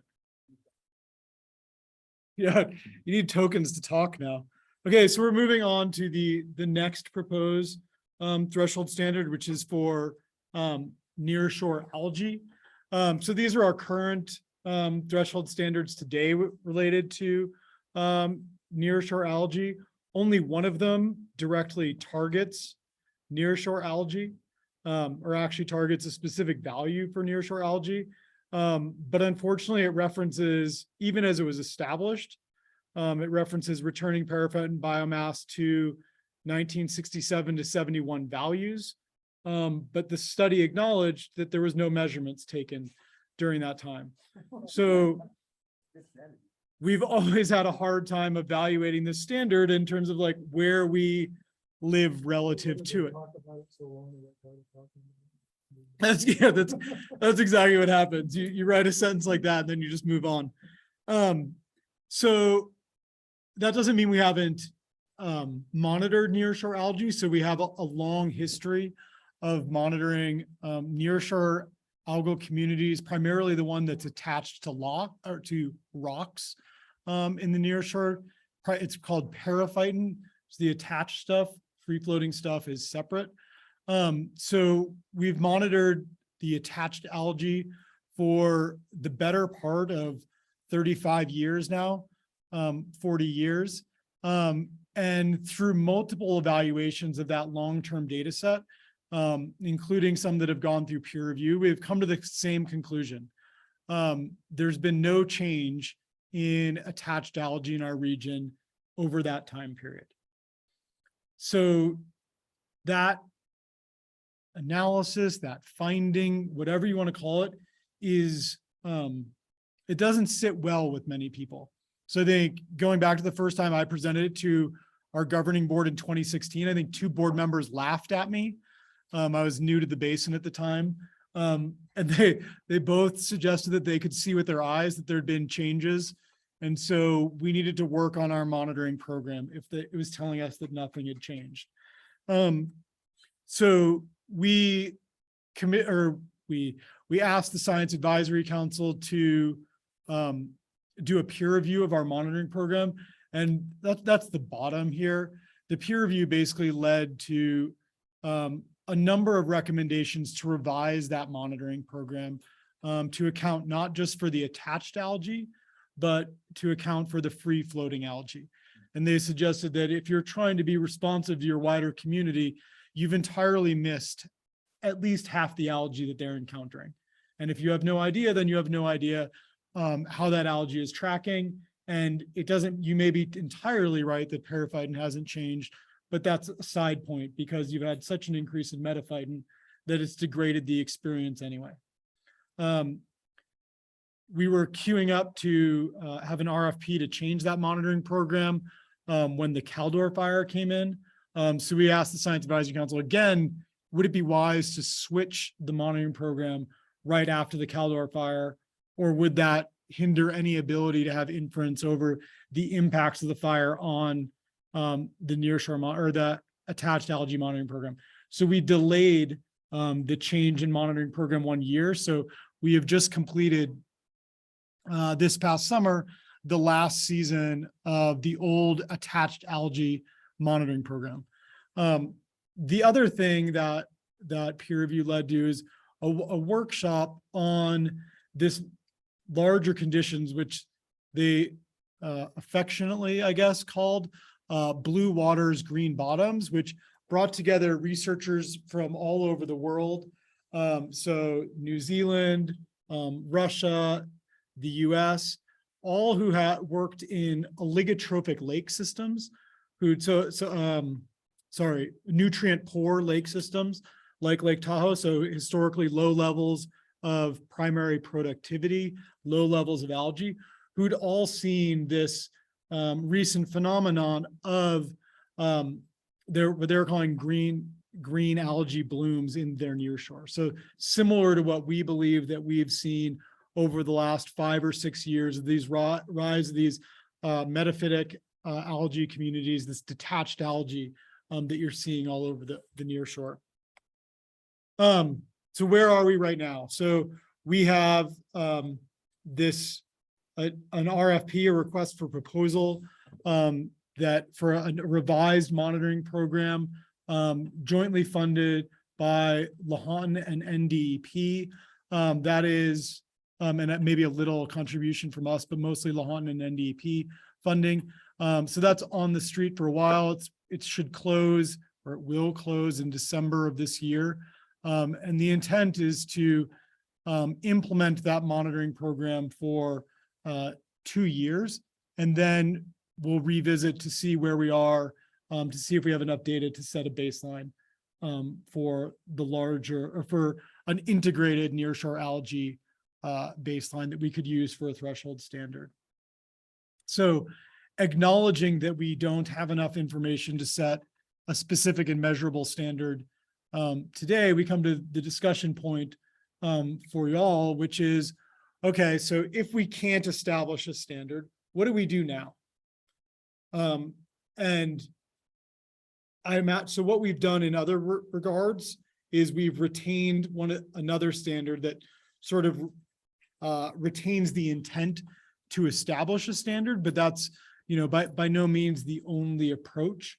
We've got 2 that directly relate to periphyton right now.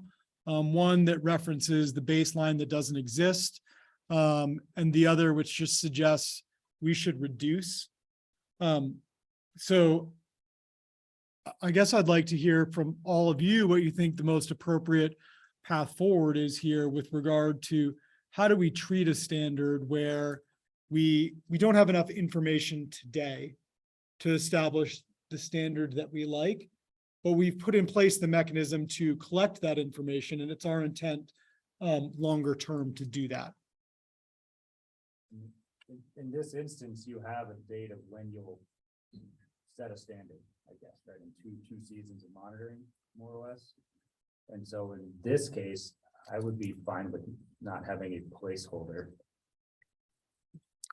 for 2 years, if that's what you're asking. Do we need a placeholder, even if it's an imperfect one? I just want to, I think in 2 years, we'd revisit the results and see if we've got the information to set a standard. I mean, I think ultimately there will be, but you can imagine going back to this group and it saying, or this and the Science Council and saying, oh, we had 2 exceptionally low lake level years or exceptionally high. We don't think these are representative of reference conditions. Implement for 2 more years before establishing where you want to be.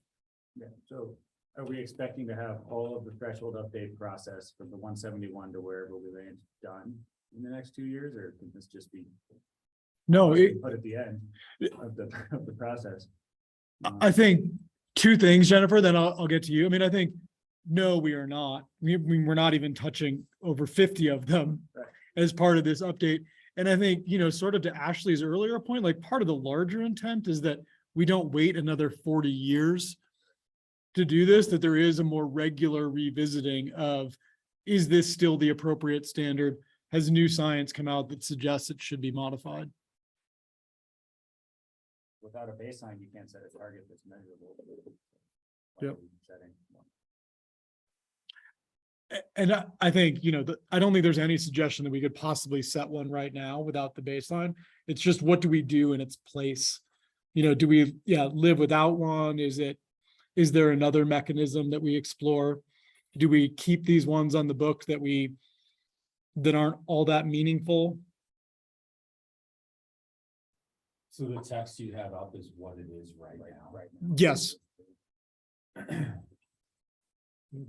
Jennifer, I think you're kind of getting right into some of my thinking there, in that there are so many thresholds that aren't even part of the discussion, that in the threshold review that was done a few years ago, were identified as terrible standards. Some of them in part because there's no measurement of them, so there's no way to gauge whether they were improving on them or not.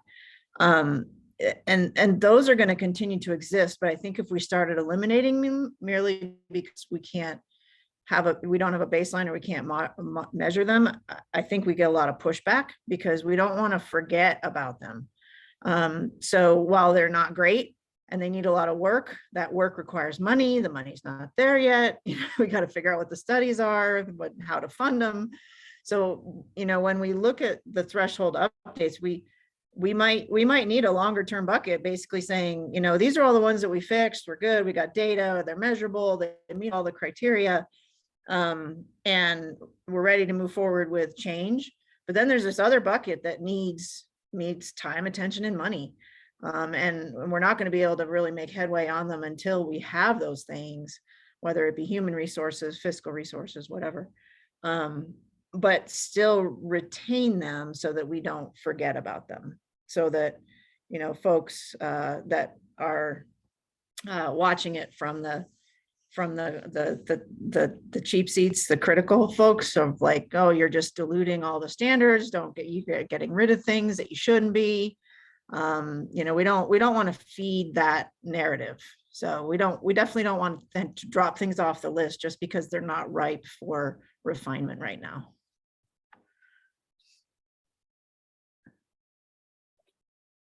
Certainly makes sense to me in this case, because there is a time frame that we have set to revisit it. So we've set the expectation of when we'll do it, so they won't be lost. So I'm fine with leaving them. That's the question for this. meaning leave them in place for now and we'll provide, okay. Yes. I mean, I think, so just to remind everyone, that's what we did.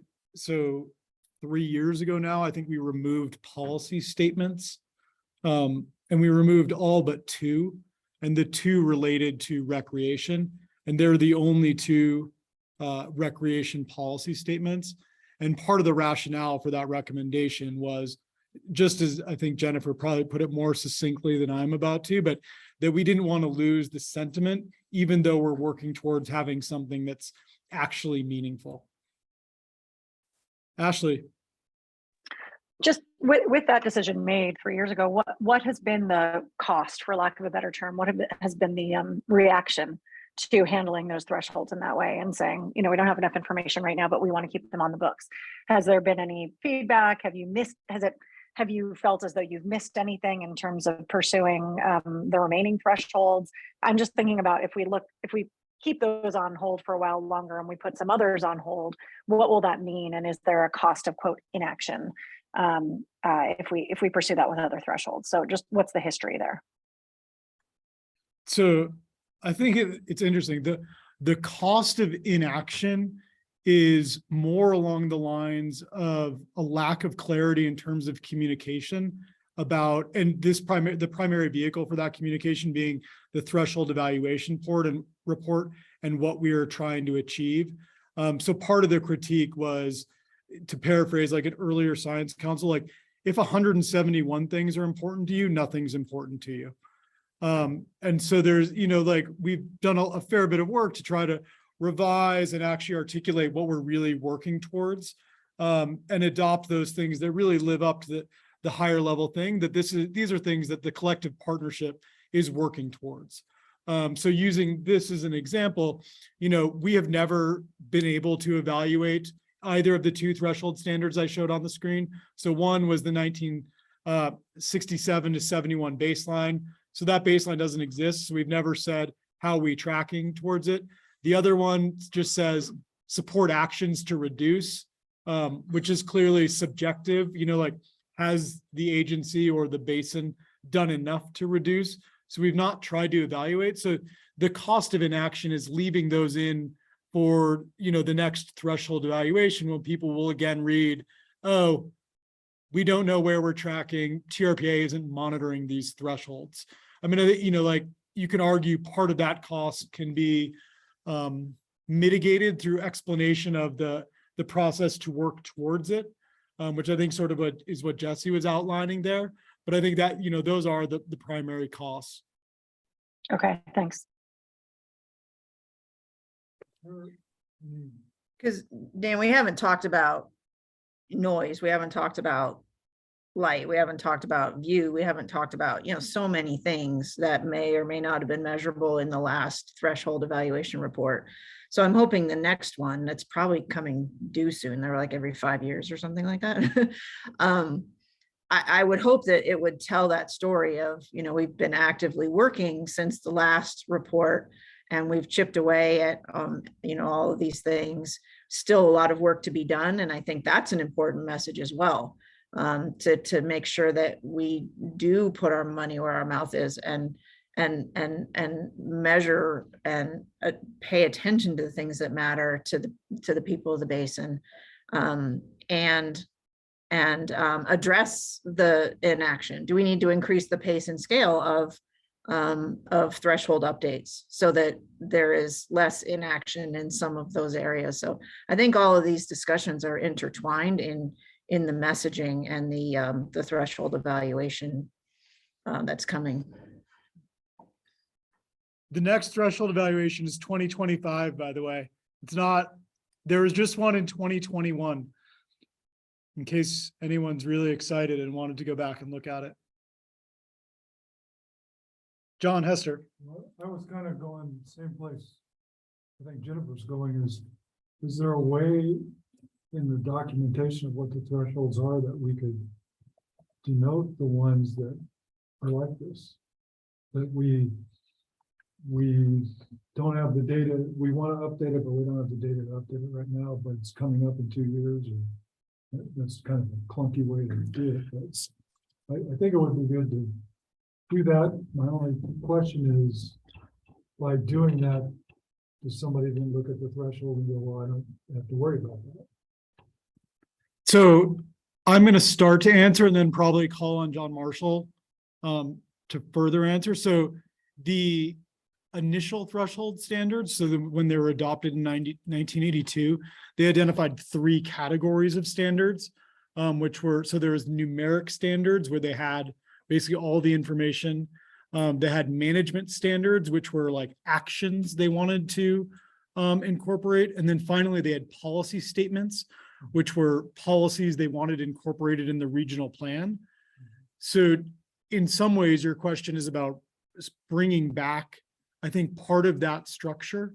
Or maybe a different category. Yeah, different category. I mean, I don't know how, it's a question of how the amount of comfort and rigidity we want to have with implementing the new system, and how hard do we want to hew the line that everything needs to be specific and measurable? Well, Maybe. I mean, I don't know, we have to say why this standard isn't up to standard.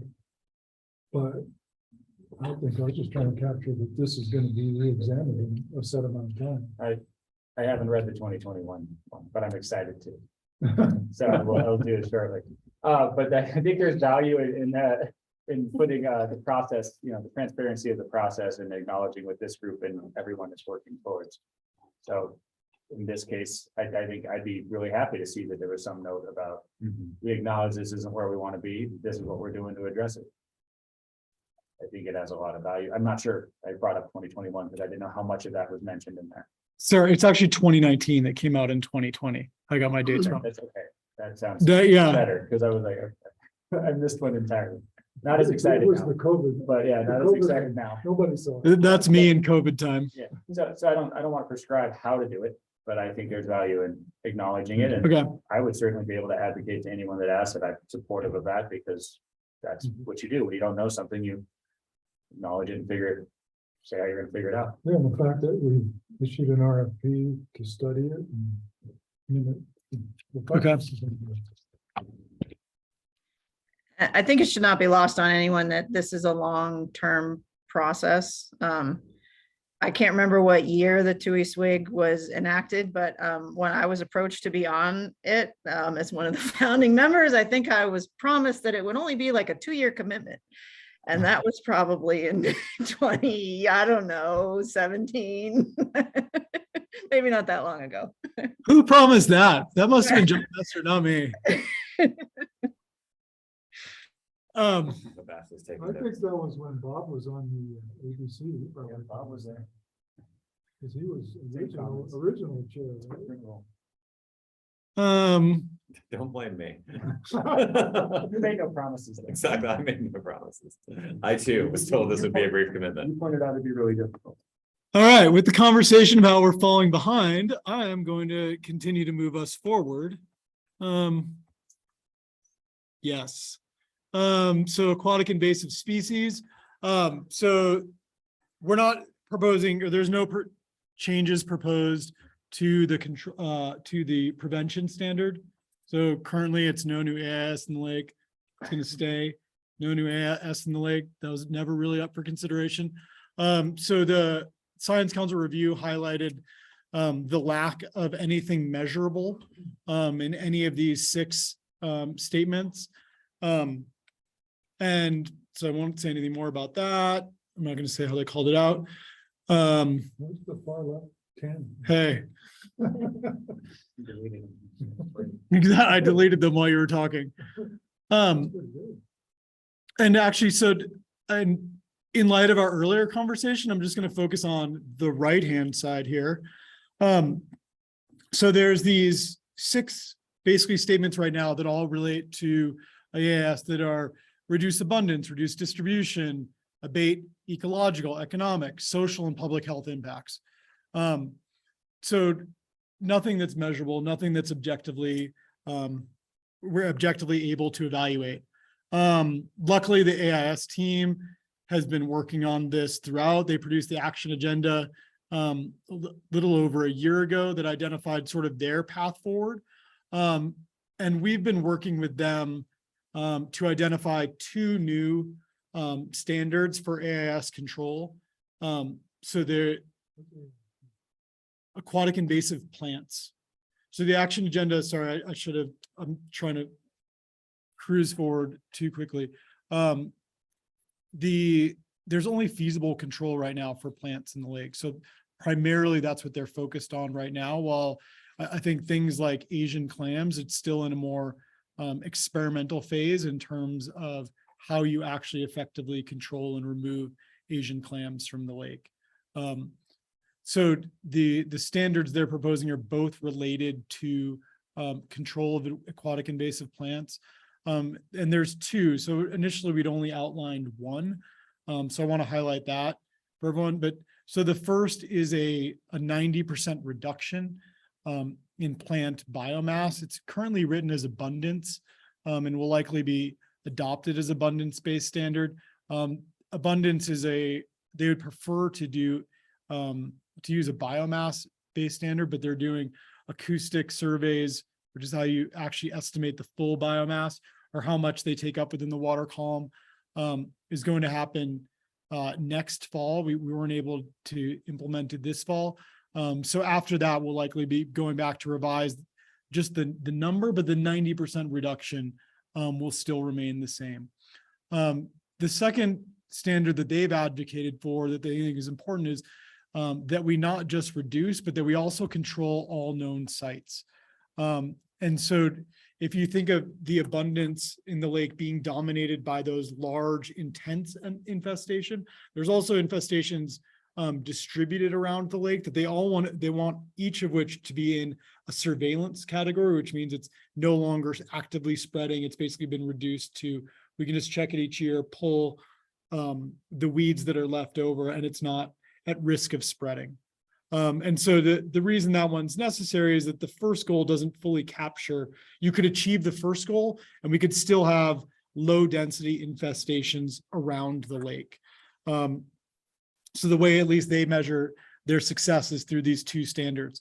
The by XXX is they would also like to incorporate a date.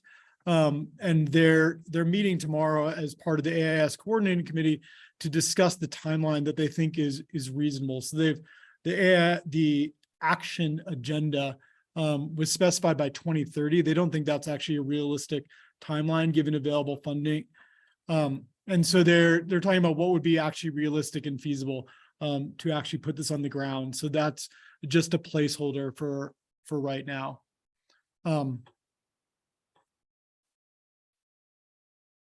Thoughts on those? There's another slide on this, but I'm going to skip because we don't need to talk about it. I have a couple of questions. It wasn't clear that it was just plants, and I read the summary. I'm glad you clarified. Apologies. Was there discussion on, I understand why not to include Asian clams, but there are known methods that have shown effective for warm water fish, bullfrogs, and there's active work being done to address them. I guess what was the rationale in not including them? I wouldn't lump them into the same categories, but just not having them in a separate one. I can't speak to bullfrogs. I know for warm water fish, there hasn't been take permits issued recently that would allow for their control. There was work done before. I think there's some. There has been work, but it's unclear sort of the trajectory of where they'll be able to treat for warm water fish going forward. I think there's also thought that through treatment, if they could achieve especially the 90% reduction, which be clearly a massive reduction of biomass within the Keys, the part of the warm water fish problem would hopefully be taken care of, or would they be reduced? I certainly understand the link, but just going back to even thinking about climate change and what has potential to expand into the lake. Yeah. I don't know, something like considering, and then prioritization of reducing something in an enclosed marina versus reducing the 100 acres that are in the lake proper. Are they all treated equal when you're in your reduction numbers? And so I think that was I think that's why it's articulated as two separate goals in the threshold standard, because the overall biomass or abundance goal is so dominated by the Keys that they didn't want to deprioritize the other one, or they didn't want all progress to be potentially achieved through putting all your eggs in that single basket while neglecting smaller infestations around the lake. yeah, I guess as long as it's considered, I was just saying, like, there's a high likelihood that it'll take an incredibly long time or not at all be able to reduce, say, something in the Keys, but you could do a massive reduction of everything in the lake proper. Oh, And are we missing that success by having a standard where they're all lumped together? so I mean, maybe to pair, so they're meeting tomorrow, so I can bring these comments to them at the coordinating. Oh, are you going? Okay. I mean, so part of that, I think, is also maybe you could have asynchronous target dates between the two. Like, they don't need to be aligned, I don't think. Like, if the expectation is that it'll take, and again, I'm not an expert, 40 years to achieve the abundance target because of it's such a big project in the Keys, but you could get most sites to surveillance status far faster. You could have, is that? I mean, it could, I mean, Yeah. the sites are all different sizes, right? There's like 20 in the lake that are half acre or less, and then there's one that's 100 acres. Yeah. So. We can bring it up in the AIS coordinating committee, but those were my two main things: species other than plants, and then differentiating between enclosed lagoon systems and the open lake. And I mean, so you've seen, just so everyone knows, there's a broader memo on this topic that went out to the AIS coordinating committee that in part explains some of the rationale for not targeting or not suggesting for threshold standards at this time, other invasive species. That'll be discussion for that committee tomorrow. So I can bring back the sort of the outcome of that, or you can also look at the rationale. You're probably on the distribution list as well. Or yeah. Okay, no, we're gonna come on. I just know other species are starting to expand. Yep. Yeah, and that was actually discussed at the Cooter Wag meeting too about water. And bull run. Too sweet one day. We're wearing- Yeah, what's Uter week, 2 weeks, week, yes, whatever, 3 days. Awesome. I'm glad we have these, these are a vast improvement from what existed.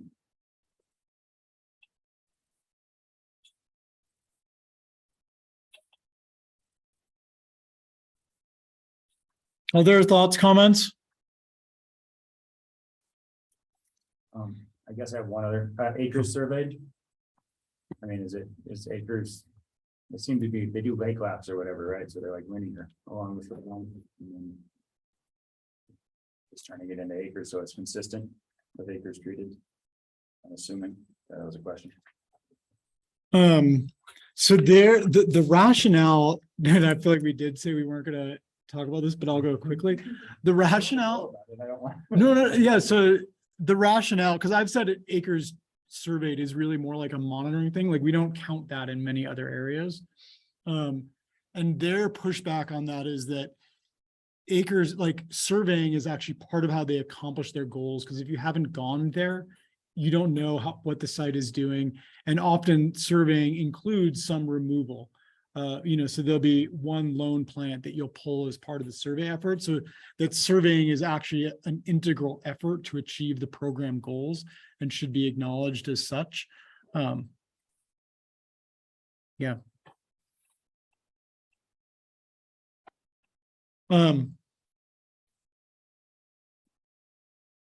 With no further comment, I'm going to keep going on this.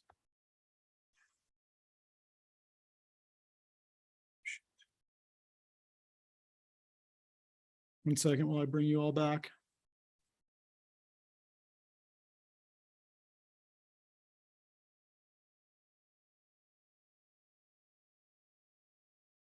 What?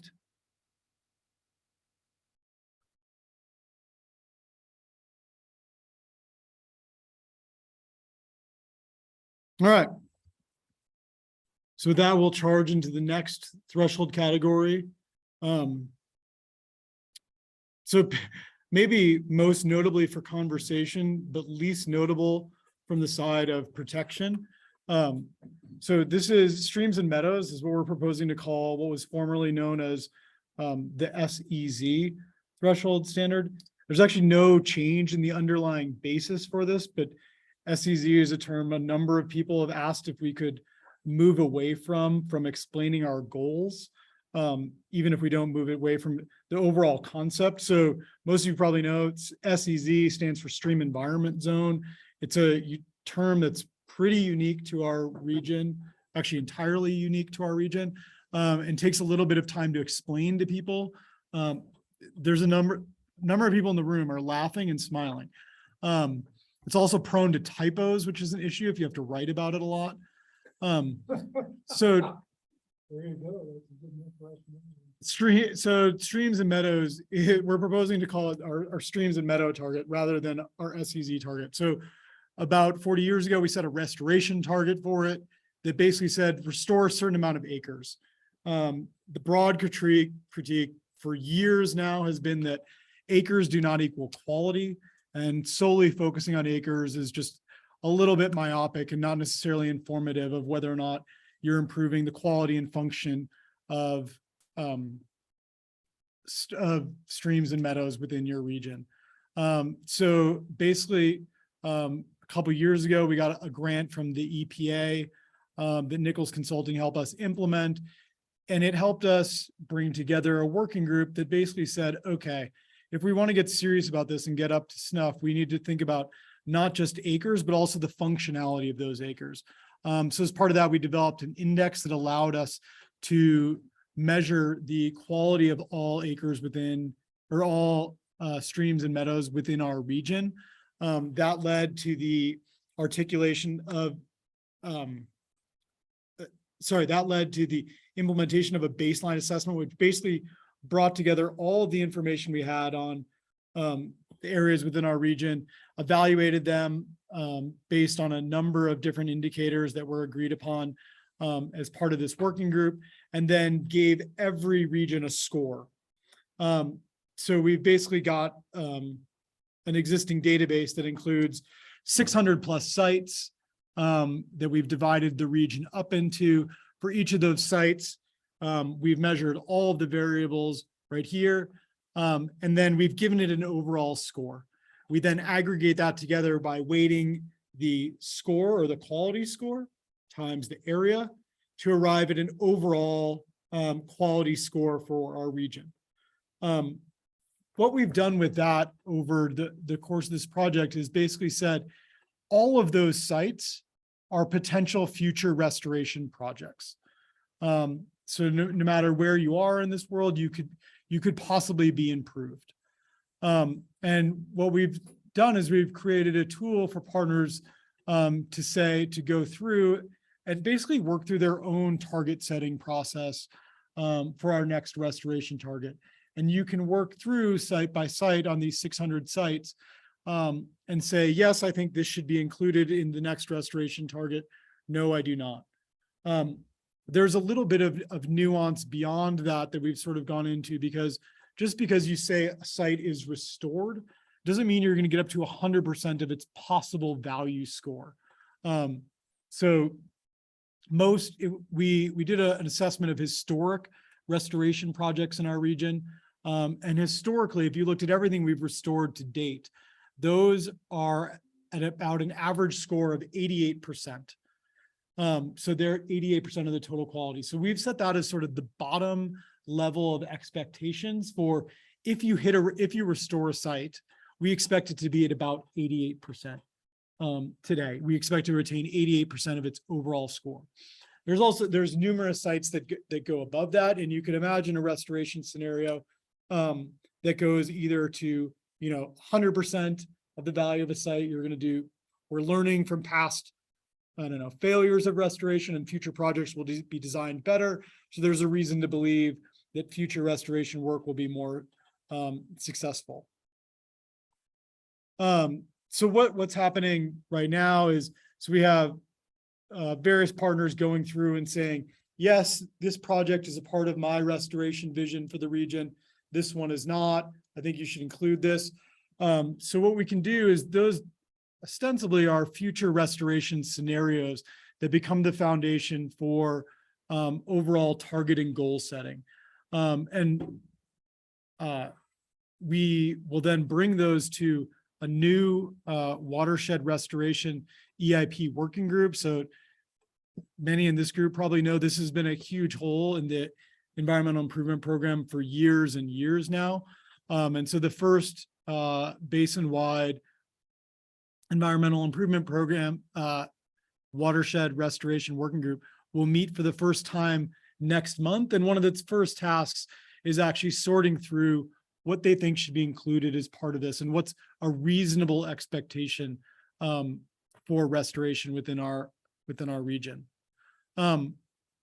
Before I go on, so there's a number of people have asked how we will incorporate climate change into this target setting process, and how we will account for, I think what's generally assumed to be drying conditions of the region's streams and meadows that'll likely result in lower scores.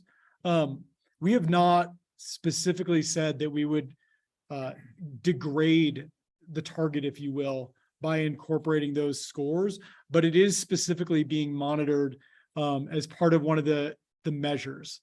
So by not including it, I just want to make sure everyone understands the implications of that.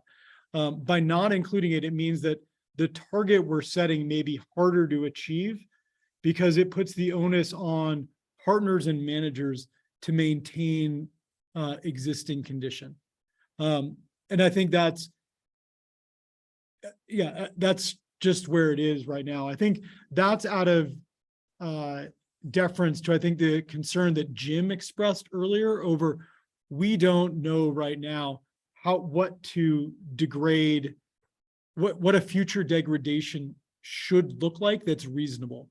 So we are also, we're in sort of a unique position in that there are forecasts for where we will be, but the trajectory of the past has been that the streams and meadows within our region are getting better thanks to that, thanks to the restoration effort. So we don't have a number of people said, well, just look at like historic, or just look at the past 20 years. We know we're getting wetter and drier, wetter and drier. You should be able to see a signal.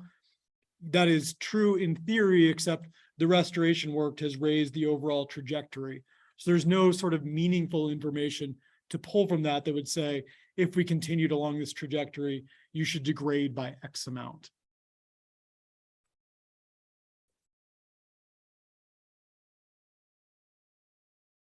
Questions, comments, thoughts, especially on the, I guess the appropriate of that, the latter part of this, and the not specifically degrading the future target, for lack of a better word, because of climate change.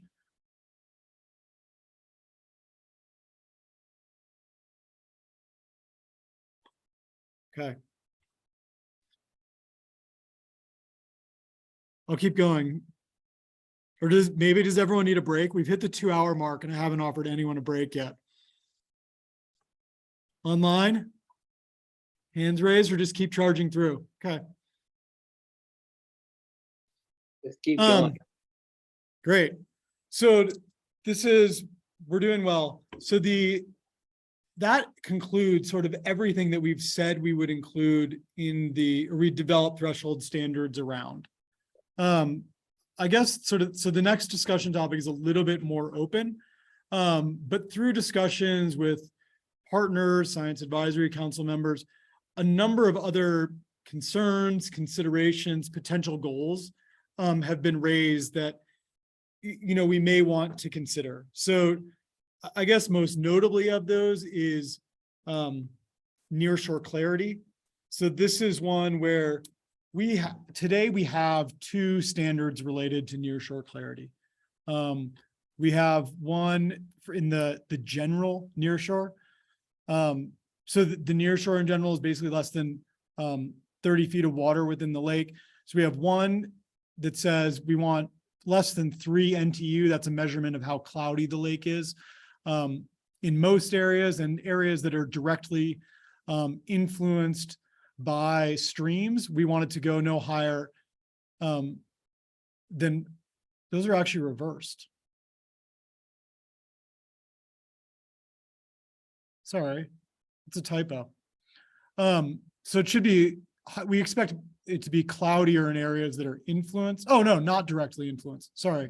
It's the negative construction that Jennifer referenced earlier that's throwing me off.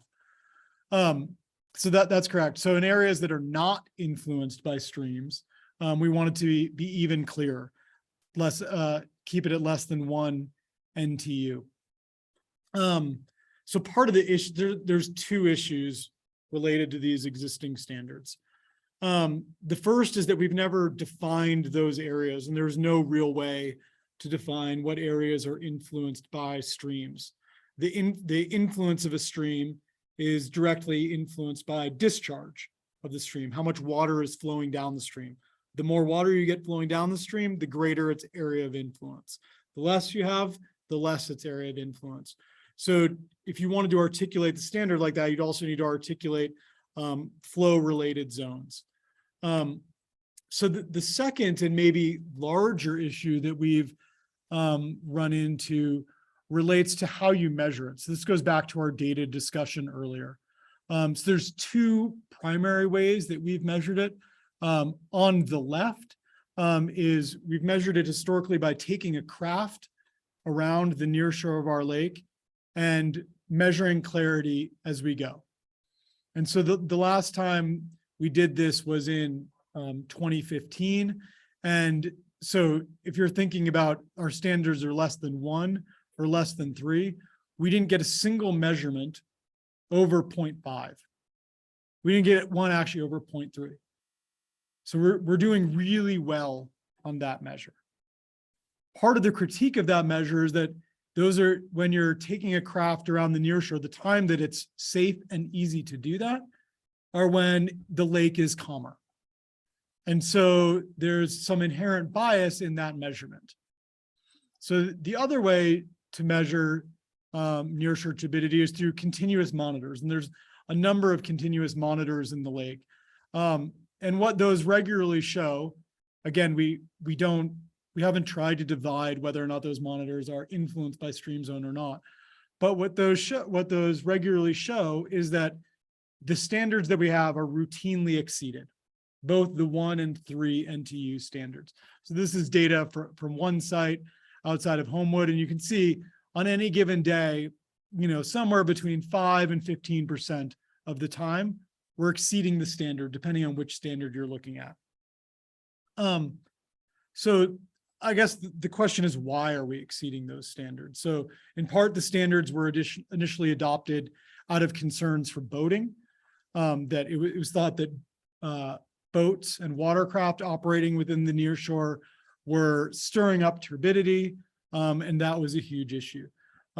So we asked UC Davis to, as part of the implementation of the shoreline plan, to do a study of boating impacts on nearshore turbidity. So another thing I didn't even mention, so there's also another anomalous result here in that turbidity in the nearshore is highest at night, not during the day. So if you want to have a really clear nearshore, you should go during the day. The night's worse. So, and the reason that is, and part of the reason that is because the vast majority of nearshore turbidity violations are associated with wind.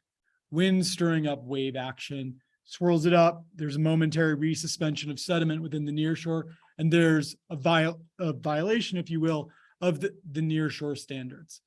So the Davis, well, part of some of the results from the Davis study are on the screen. I mean, the Davis study basically said, look, from a sediment resuspension standpoint, the vast majority is the result of wind action. Boats do actually have the possibility of resuspending sediment. Those impacts are generally very short-lived and localized. So you're looking at returning to pre-boat passing baselines of 1 minute to 2 minutes total before you can no longer register the impact of the boat. So where we are having, or where you're observing cloudy nearshore, for lack of a better word, that's generally because of sediment resuspension because of wind and wave action. So I guess part of the question, bringing to this group is, where do we go with this? And is it appropriate to, I guess, continue to have standards? We haven't suggested carrying these standards forward because it's unclear, I think, from a management standpoint, what we would do differently or better than what we are already trying to do. Just on this one, I guess I had a question of. Yeah. Why do we care about turbidity in the nearshore in the 1 to 3 NTU range, which is not noticeable to the naked eye at all? And do we care if it's short-lived, or do we care we don't want it turbid and dirty looking for an extended period of time? And that's what we're trying to somehow avoid. I mean, you really can't tell the difference until you get into like 40 plus NTU. I mean, visit like looking at it. So, I think Jesse's point is well taken. So we should even, I guess, preface the discussion by saying that those standards are, that's like drinking water standard, it's incredibly clear. I will say, historically, the lake has been that clear. And, most of our management objectives are, oriented, and including many of Lahontan NDPs are around non-degradation. And so, yeah, exactly. But whether or not those are the appropriate levels, I don't know. Well, I guess if it were just whether it exceeded it or not in a moment would be different than if it's exceeding it in a long period of time. So Can I bring up the topic that we were at last meeting, which was the fact that it's awkward or odd for TRPA to have redundant standards with the states? And that if we're talking about turbidity, both states have turbidity standards or have standards related to water quality. States also have standards for clarity for that matter, but the discussion last time was that it didn't make sense for TRPA to have threshold standards that were overlapping or otherwise the same as and redundant with water quality standards that the state has. And so this seems to me to be one of those areas where you're basically just talking about a redundant standard in that there are already state standards related to this water quality issue. So what is the value add? Jennifer, Thanks. I don't know if this is a slightly different twist, and it's not necessarily the origin of the standard, but it might be a co-benefit of the standard.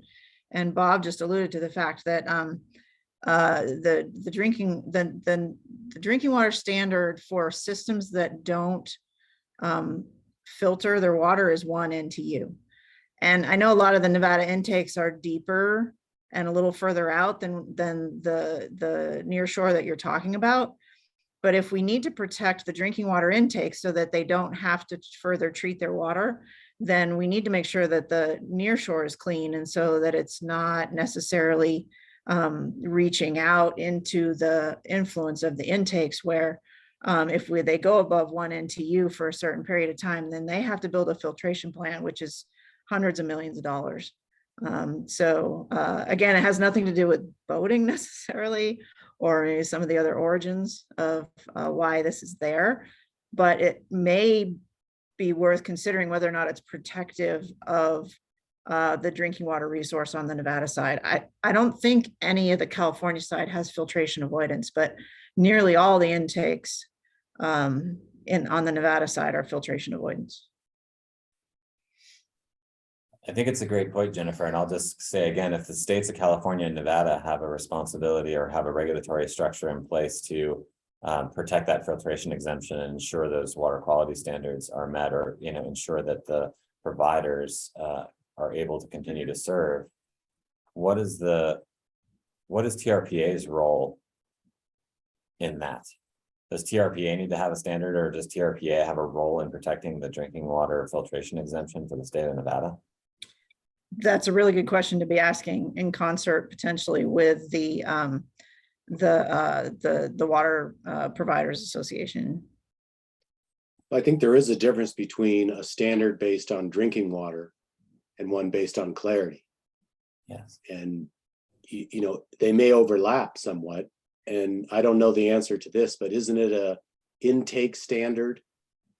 And so it's relevant to the area of the intake, not necessarily to areas of the lake where there is no intake.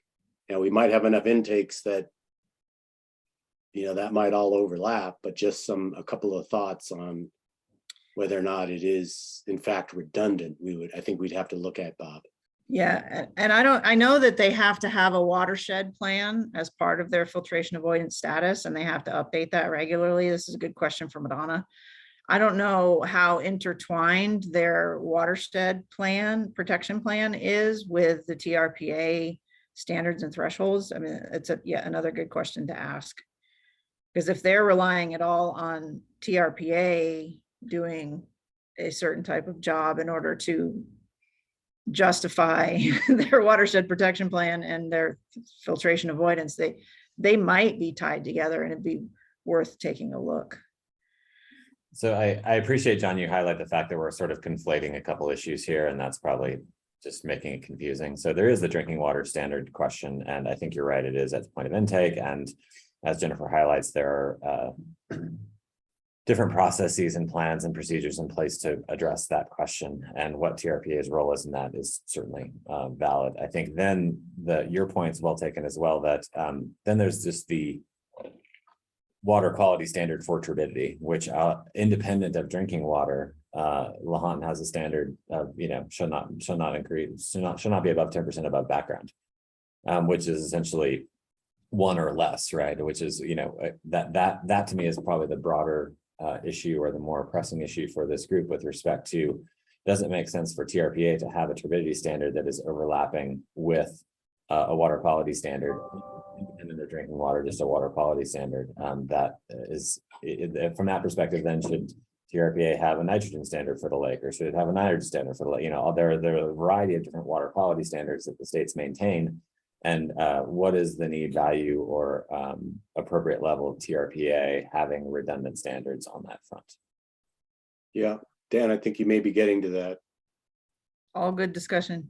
But Jennifer, is there a similar standard for what, Bob, what would that be for the Lahontan? Is it a parts per million, or, I mean, what's the, oh, it's a reduction, it's a background. It's a narrative water quality standard. So it's Jennifer, do you have something like that in any state reg? Or state We've plan? got a number of narrative standards. I don't know them all off the top of my head, but yeah, there could be one. I'm pretty sure NDEP has something similar for the water body. I certainly can't speak for Jennifer on this. I just know that Jason and I have talked about this on different projects. I'm not necessarily advocating for keeping it for the drinking water purpose. I just think as we go through this particular item, we just be cognizant of the interwebbing of issues.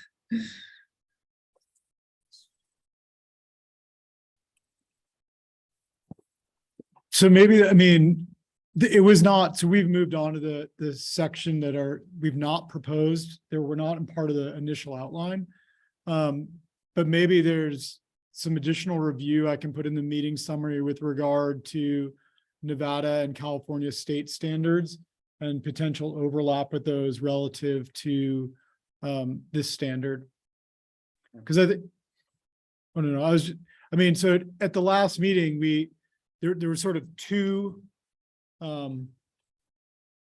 recommendations, I'd say. It was that we didn't need to adopt any air quality standards that would be redundant with state, federal, local standards. But we held out that potentially we could adopt water quality standards that may be redundant with those.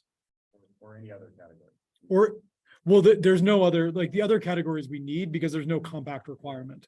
So yeah, you could, there's just far more reason that you may adopt them from a regulatory standpoint. But I think part of that rose, we delved into, does this mean that TRPA wouldn't adopt the TMDL, which we're already a part of in the Lake Clarity target, and some discomfort with that notion. So we pulled back from applying those air quality rules also to the water quality category. It's gonna be awkward if you treat different threshold areas differently. Like either you only adopt standards that don't exist at the federal, state, or local level, or you adopt standards that are more stringent than the federal, state, or local level are, or you don't adopt them. If you do that, if you apply what I just said to some threshold categories, but not to others, I think whoever is in these seats 10 years from now is gonna wonder what we were doing. So Just to stress, that dissonance doesn't sit well with me either, and that's where, and I was comfortable where we'd landed, and I'm also comfortable with a future where TRPA does not adopt the clarity standard as a threshold, because I don't think that's necessary, and it's actually consistent with what we discussed in terms of air quality. So We've had some real, go ahead, Dan. no, I was just sorry, John, I was just gonna differentiate.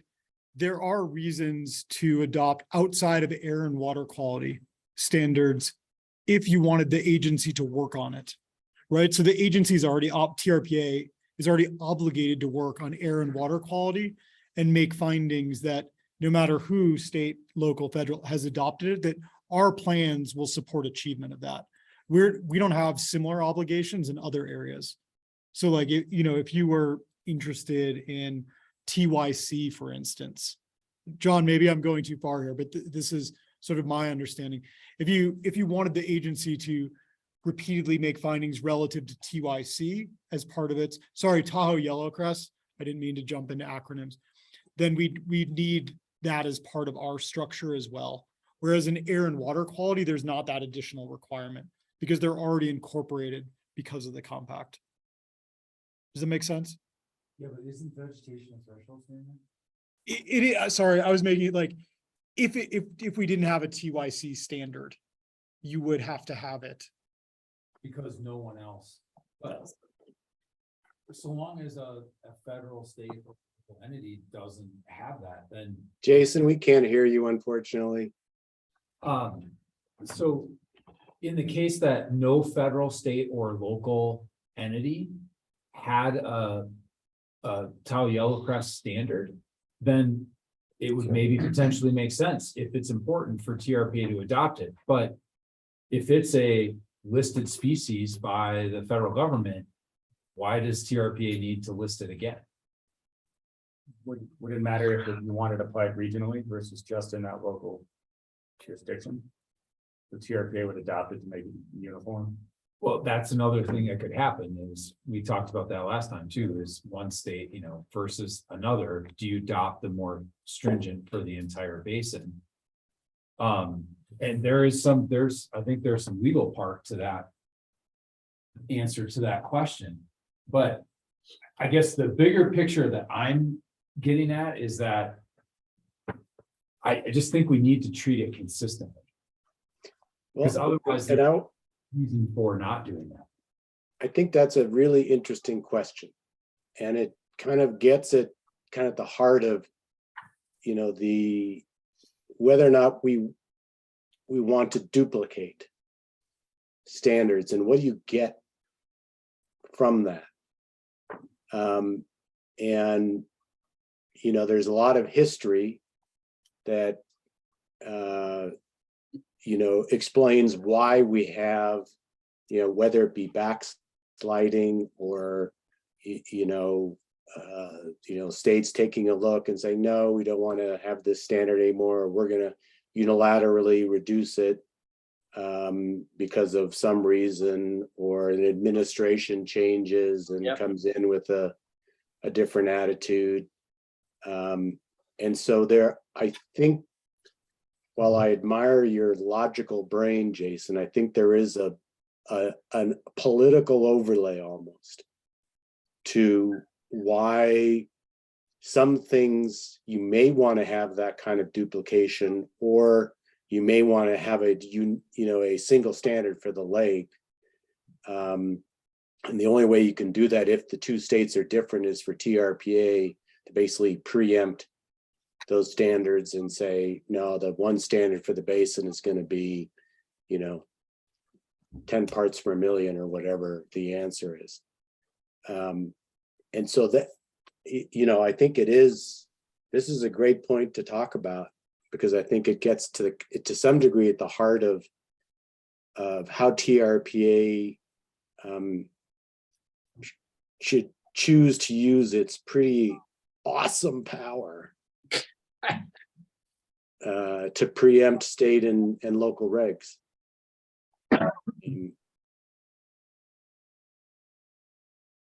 Dan, can I jump in on that real quick? And then I have to actually go. I've got another meeting at 3:30 that I'm late for. I was thinking along similar lines as John Marshall was starting to talk in regard to how TRPA is funded and whether or not you have to have certain things in your thresholds in order to be able to work on them. Or if someone in the legislature or your board is going to say, well, why are we spending money on that? It's not even a threshold. So I think some of those issues might, factor in as well, which is kind of along the political lines that John was talking about. It's been fun. Got to run. Jennifer. Thanks, Jennifer. I was going to add, Dan, the Tahoe Yellowcrest is a pretty unique situation. I mean, that was, a listed species, and Tahoe was going to try to demonstrate that It could be mitigated, so it didn't have to be listed. It could survive. And I think that's one of the things that, you know, there are extenuating political circumstances that sometimes cause thresholds, standards to be created when in the logical mind of the scientific world, they might not be. And by the way, those are daffodils. But at any rate, I just agree with John and Jennifer on the yellow crest in particular. I lived through that. That was pretty wild there for a while. And, you know, I think it demonstrates that Tahoe is able to manage unique situations like yellow crest.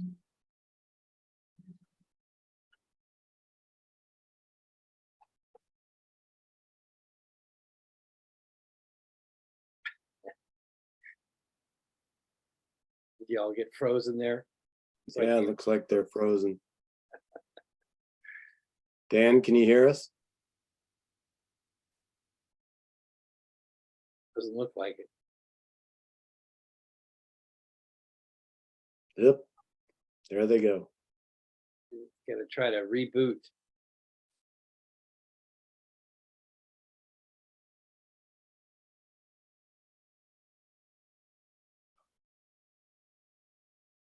Ashley, did you track those last comments? I think that's kind of a key. Yep. Absolutely. And I think you're right on. And that legislative comment too, right? That, you know, you have to have the justification to ask for more money for these things. So. Yeah, I mean, and we do, you know, it's interesting to look at the compact to see whether or not we are obligated to adopt thresholds for, you know, the specific areas. And I've never really done that research because we've always had them. Right. But it would be a good question to ask, Yeah. especially, you know, yeah, But anyway. I do think it's interesting how you then differentiate between, you know, air quality where it's okay and water quality where you may not want to take the same approach. Right. And maybe it's just being upfront about, you know, we're going to duplicate, you know, I mean, I don't know if you really know the history of our 208 plan. You know, that really the primary utility of that plan, at least in my view, was the fact that it duplicated, you know, some controversial but hard negotiated outcomes and made it more difficult to change. And that was perceived as a value of that regulatory document, just the backstop nature of it. We then changed it in 2012, so it didn't have that function, but that was done, you know, expressly. But anyway, can you guys hear us? You're back. Oh, the owl has returned. Yeah, we're back. John, it's interesting you brought up the 208 plan because, as you noted, like we did away with the 208 plan in 2012, essentially, right? Acknowledging that redundancy wasn't helpful. And so, I mean, what you're saying is essentially there's a political reason why we should have duplication, right? And that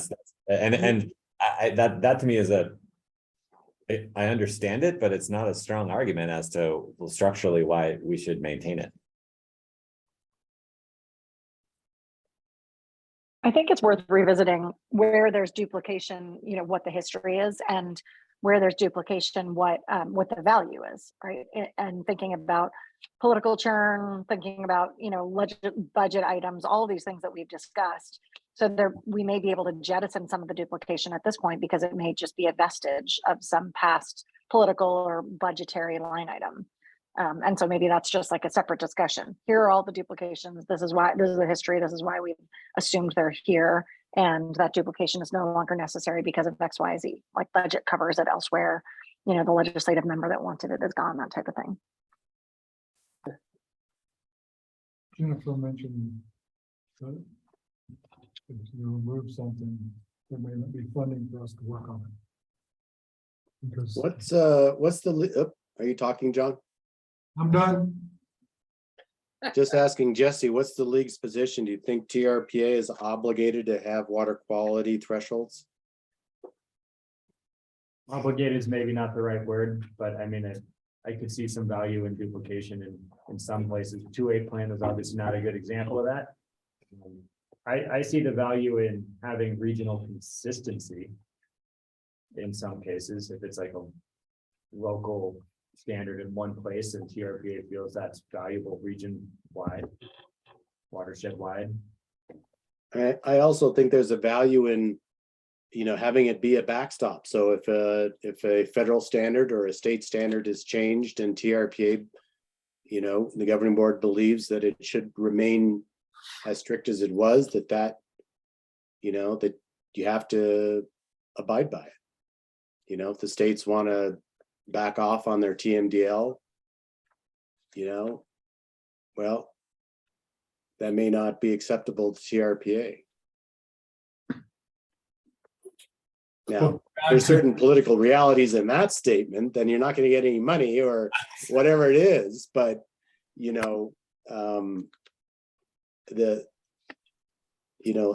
anyway. But John, couldn't we get to that same outcome by not having duplication and at a point at which a federal or state agency makes a change in their standard that is unacceptable to TRPA at that time adopts a new standard that was whatever that agency previously had. Yes.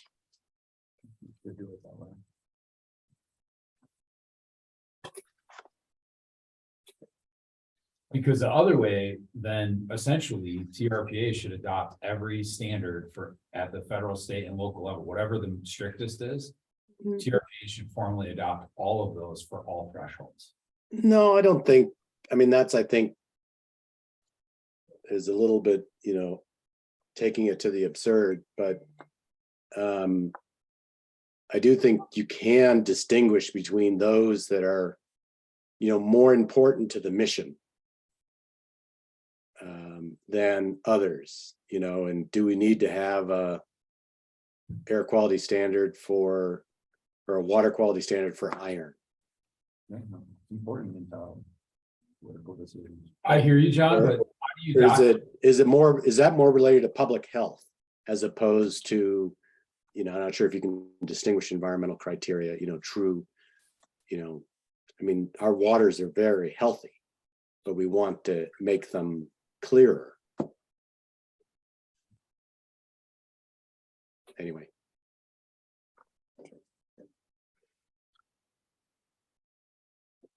Well, Dan, do you think you've wrung out the wet towel here, buddy? I appreciate the gentle nudge, Steve, to bring it back to reality. I think realistically, this is actually a useful discussion because I think it gets at the heart of any of these other concerns, if you will, the things that, I'd sort of highlighted to talk about and could talk about, but I don't know that there's value in going issue by issue here, or maybe there is, so, the other things I think I was thinking about talking, like harmful algal blooms have been discussed as a potential. And then, we've had both sides with being, I don't understand why you're not adopting a no harmful bloom standard. And I don't understand how your interests are different than Lahan and NDEP or any of the state regulators with regard to HABs. We want zero. That is clearly it. So what's the point? I think other ones I'm going down the list on human health. So many of you probably know we started a human health monitoring program 5 years in the region. We don't currently have a threshold standard for it, but we are interested in ensuring that contract recreation is safe at the lake. There's been no identified problems at the beaches, so we're within existing state health standards. So I don't know that there's, again, looping back to this discussion, is there, a role there for us to adopt a threshold standard, and what's the additive benefit of that standard in the region? This is out of the definition of thresholds, environmental threshold carry capacities in the compact. After it defines what it means, the compact states, such standards shall include but not be limited to standards for air quality, water quality, soil conservation, vegetation preservation, and noise. So I would probably broadly interpret that to mean, yeah, I don't know if I'd say this into a larger group, but at least one standard for those, for each one of the mandatory requirements. It's a reasonable interpretation, I believe. So we have 5 standards. Yeah, I was gonna say, I'd certainly advocate that there are water quality standards that the states or the feds don't, algae and nearshore conditions might be one where currently the states don't have, an adequate standard or an appropriate standard, and perhaps it's then, useful for TRPA to weigh in. I'll just highlight Jason's previous point of like the dissonance between picking and choosing when you want to adopt a state standard and a federal standard and not is sort of the heart of the issue at this point. So, but your point's well taken, John, and I think it's great to know that, yeah, the compact does have some sideboards that need to be considered. Maybe I'll make one last push for the battle that I lost last time on the rationale for picking and choosing when you may adopt a standard that the states or feds have already adopted. Because I think there's two materially different things with like a general air quality standard for carbon monoxide for human health, which is adopted by the states and feds, and the lake clarity standard, also adopted by them. And I think there's both knowledge within the region that is specific and within the agency and its partners that are specific to that standard. That means that if they were going to change the lake clarity standard, we would be consulted. Whereas I don't know that EPA has us on quick dial for human health impacts of carbon monoxide.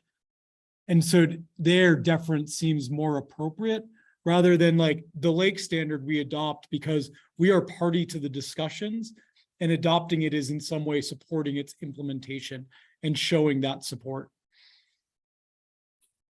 Even though it is I grant it is inconsistent and doesn't offer any additional protection.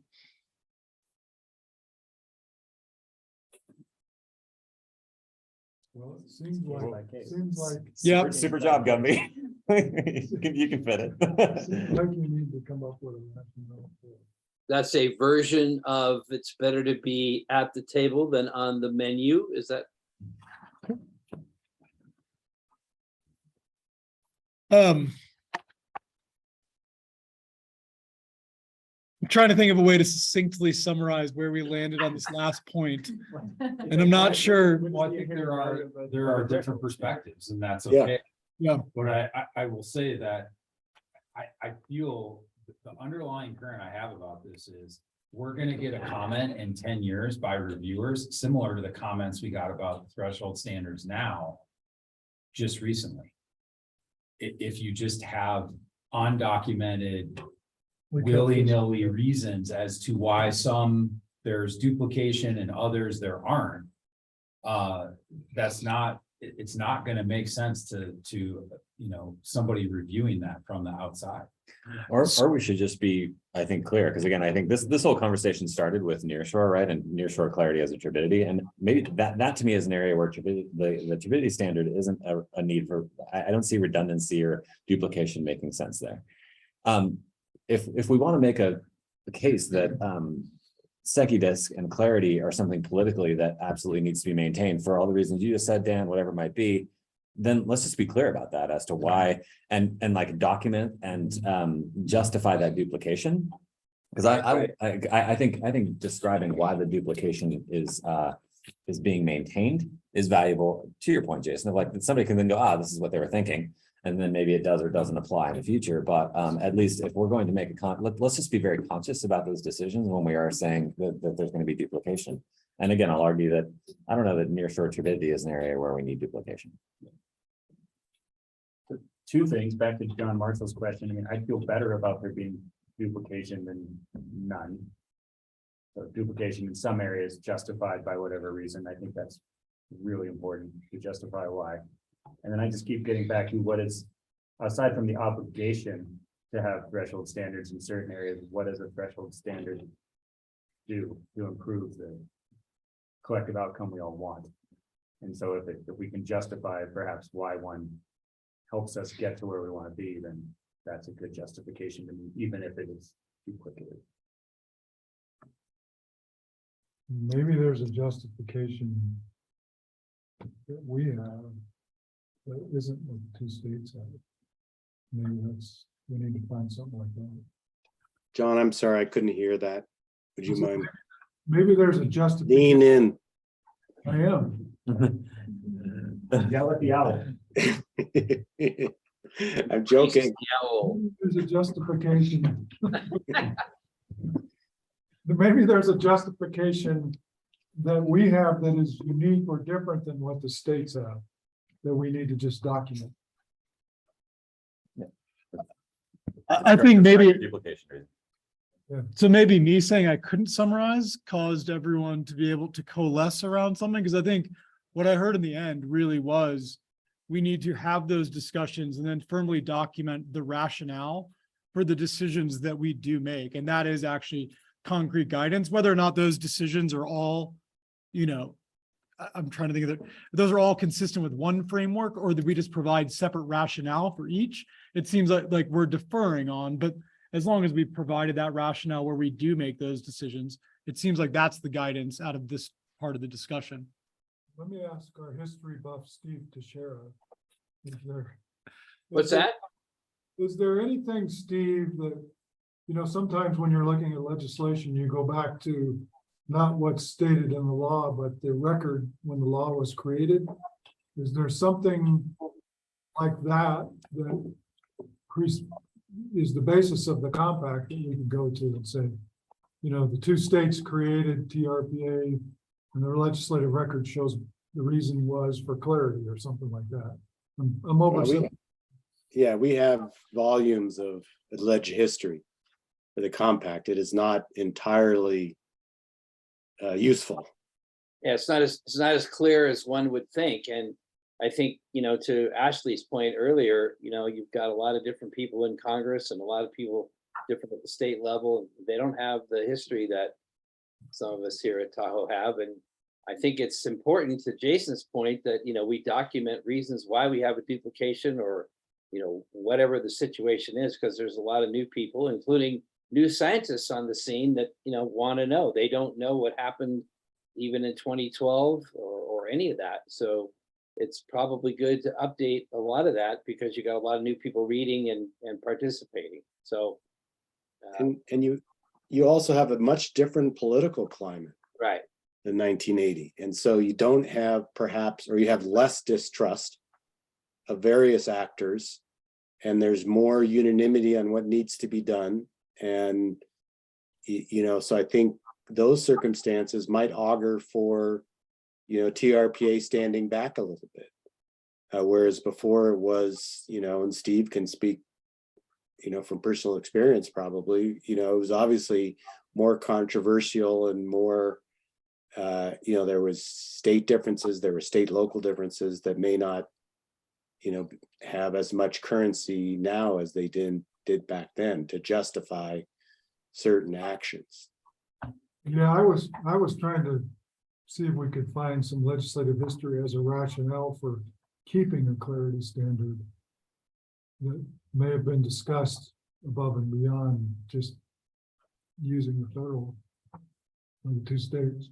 Yeah, sometimes the past history is not as well written, as we'd like to remember it was or think it was. So I just think it's sort of a justification to make sure we've got all of our, rationales in a row, if you will, right now for what we're doing. And, my big concern right now is, what's our congressional delegation going to look like in another couple months? There's two big elections that are really going to potentially change what kind of support we get from the House and the Senate. So I'm kind of on eggshells. I'm not going to weigh in on potential outcomes of the next election, but I do think we landed at a good spot on justifying either through historic or current documentation the decisions we make and carrying that forward. Yeah. And I think with that, I appreciate all of your time. I apologize for the technical difficulties. And And I look forward to seeing you all at the next two-week meeting, which I will likely actually send out a poll to make sure I'll reach out to you individually around the best time to schedule that. Because I know we had a lot of conflicts for this one and I apologize. With that, have a great Wednesday afternoon. Thanks again, everyone. Bye, everyone. Thanks, Dan. Thank you, John.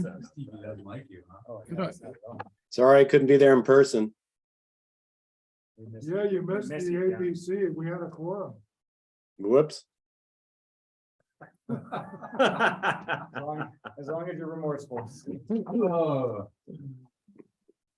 Do you want us to leave you on screen? So, oh, Nope, he's No, out. no, he does not. It's not. okay. I do like the idea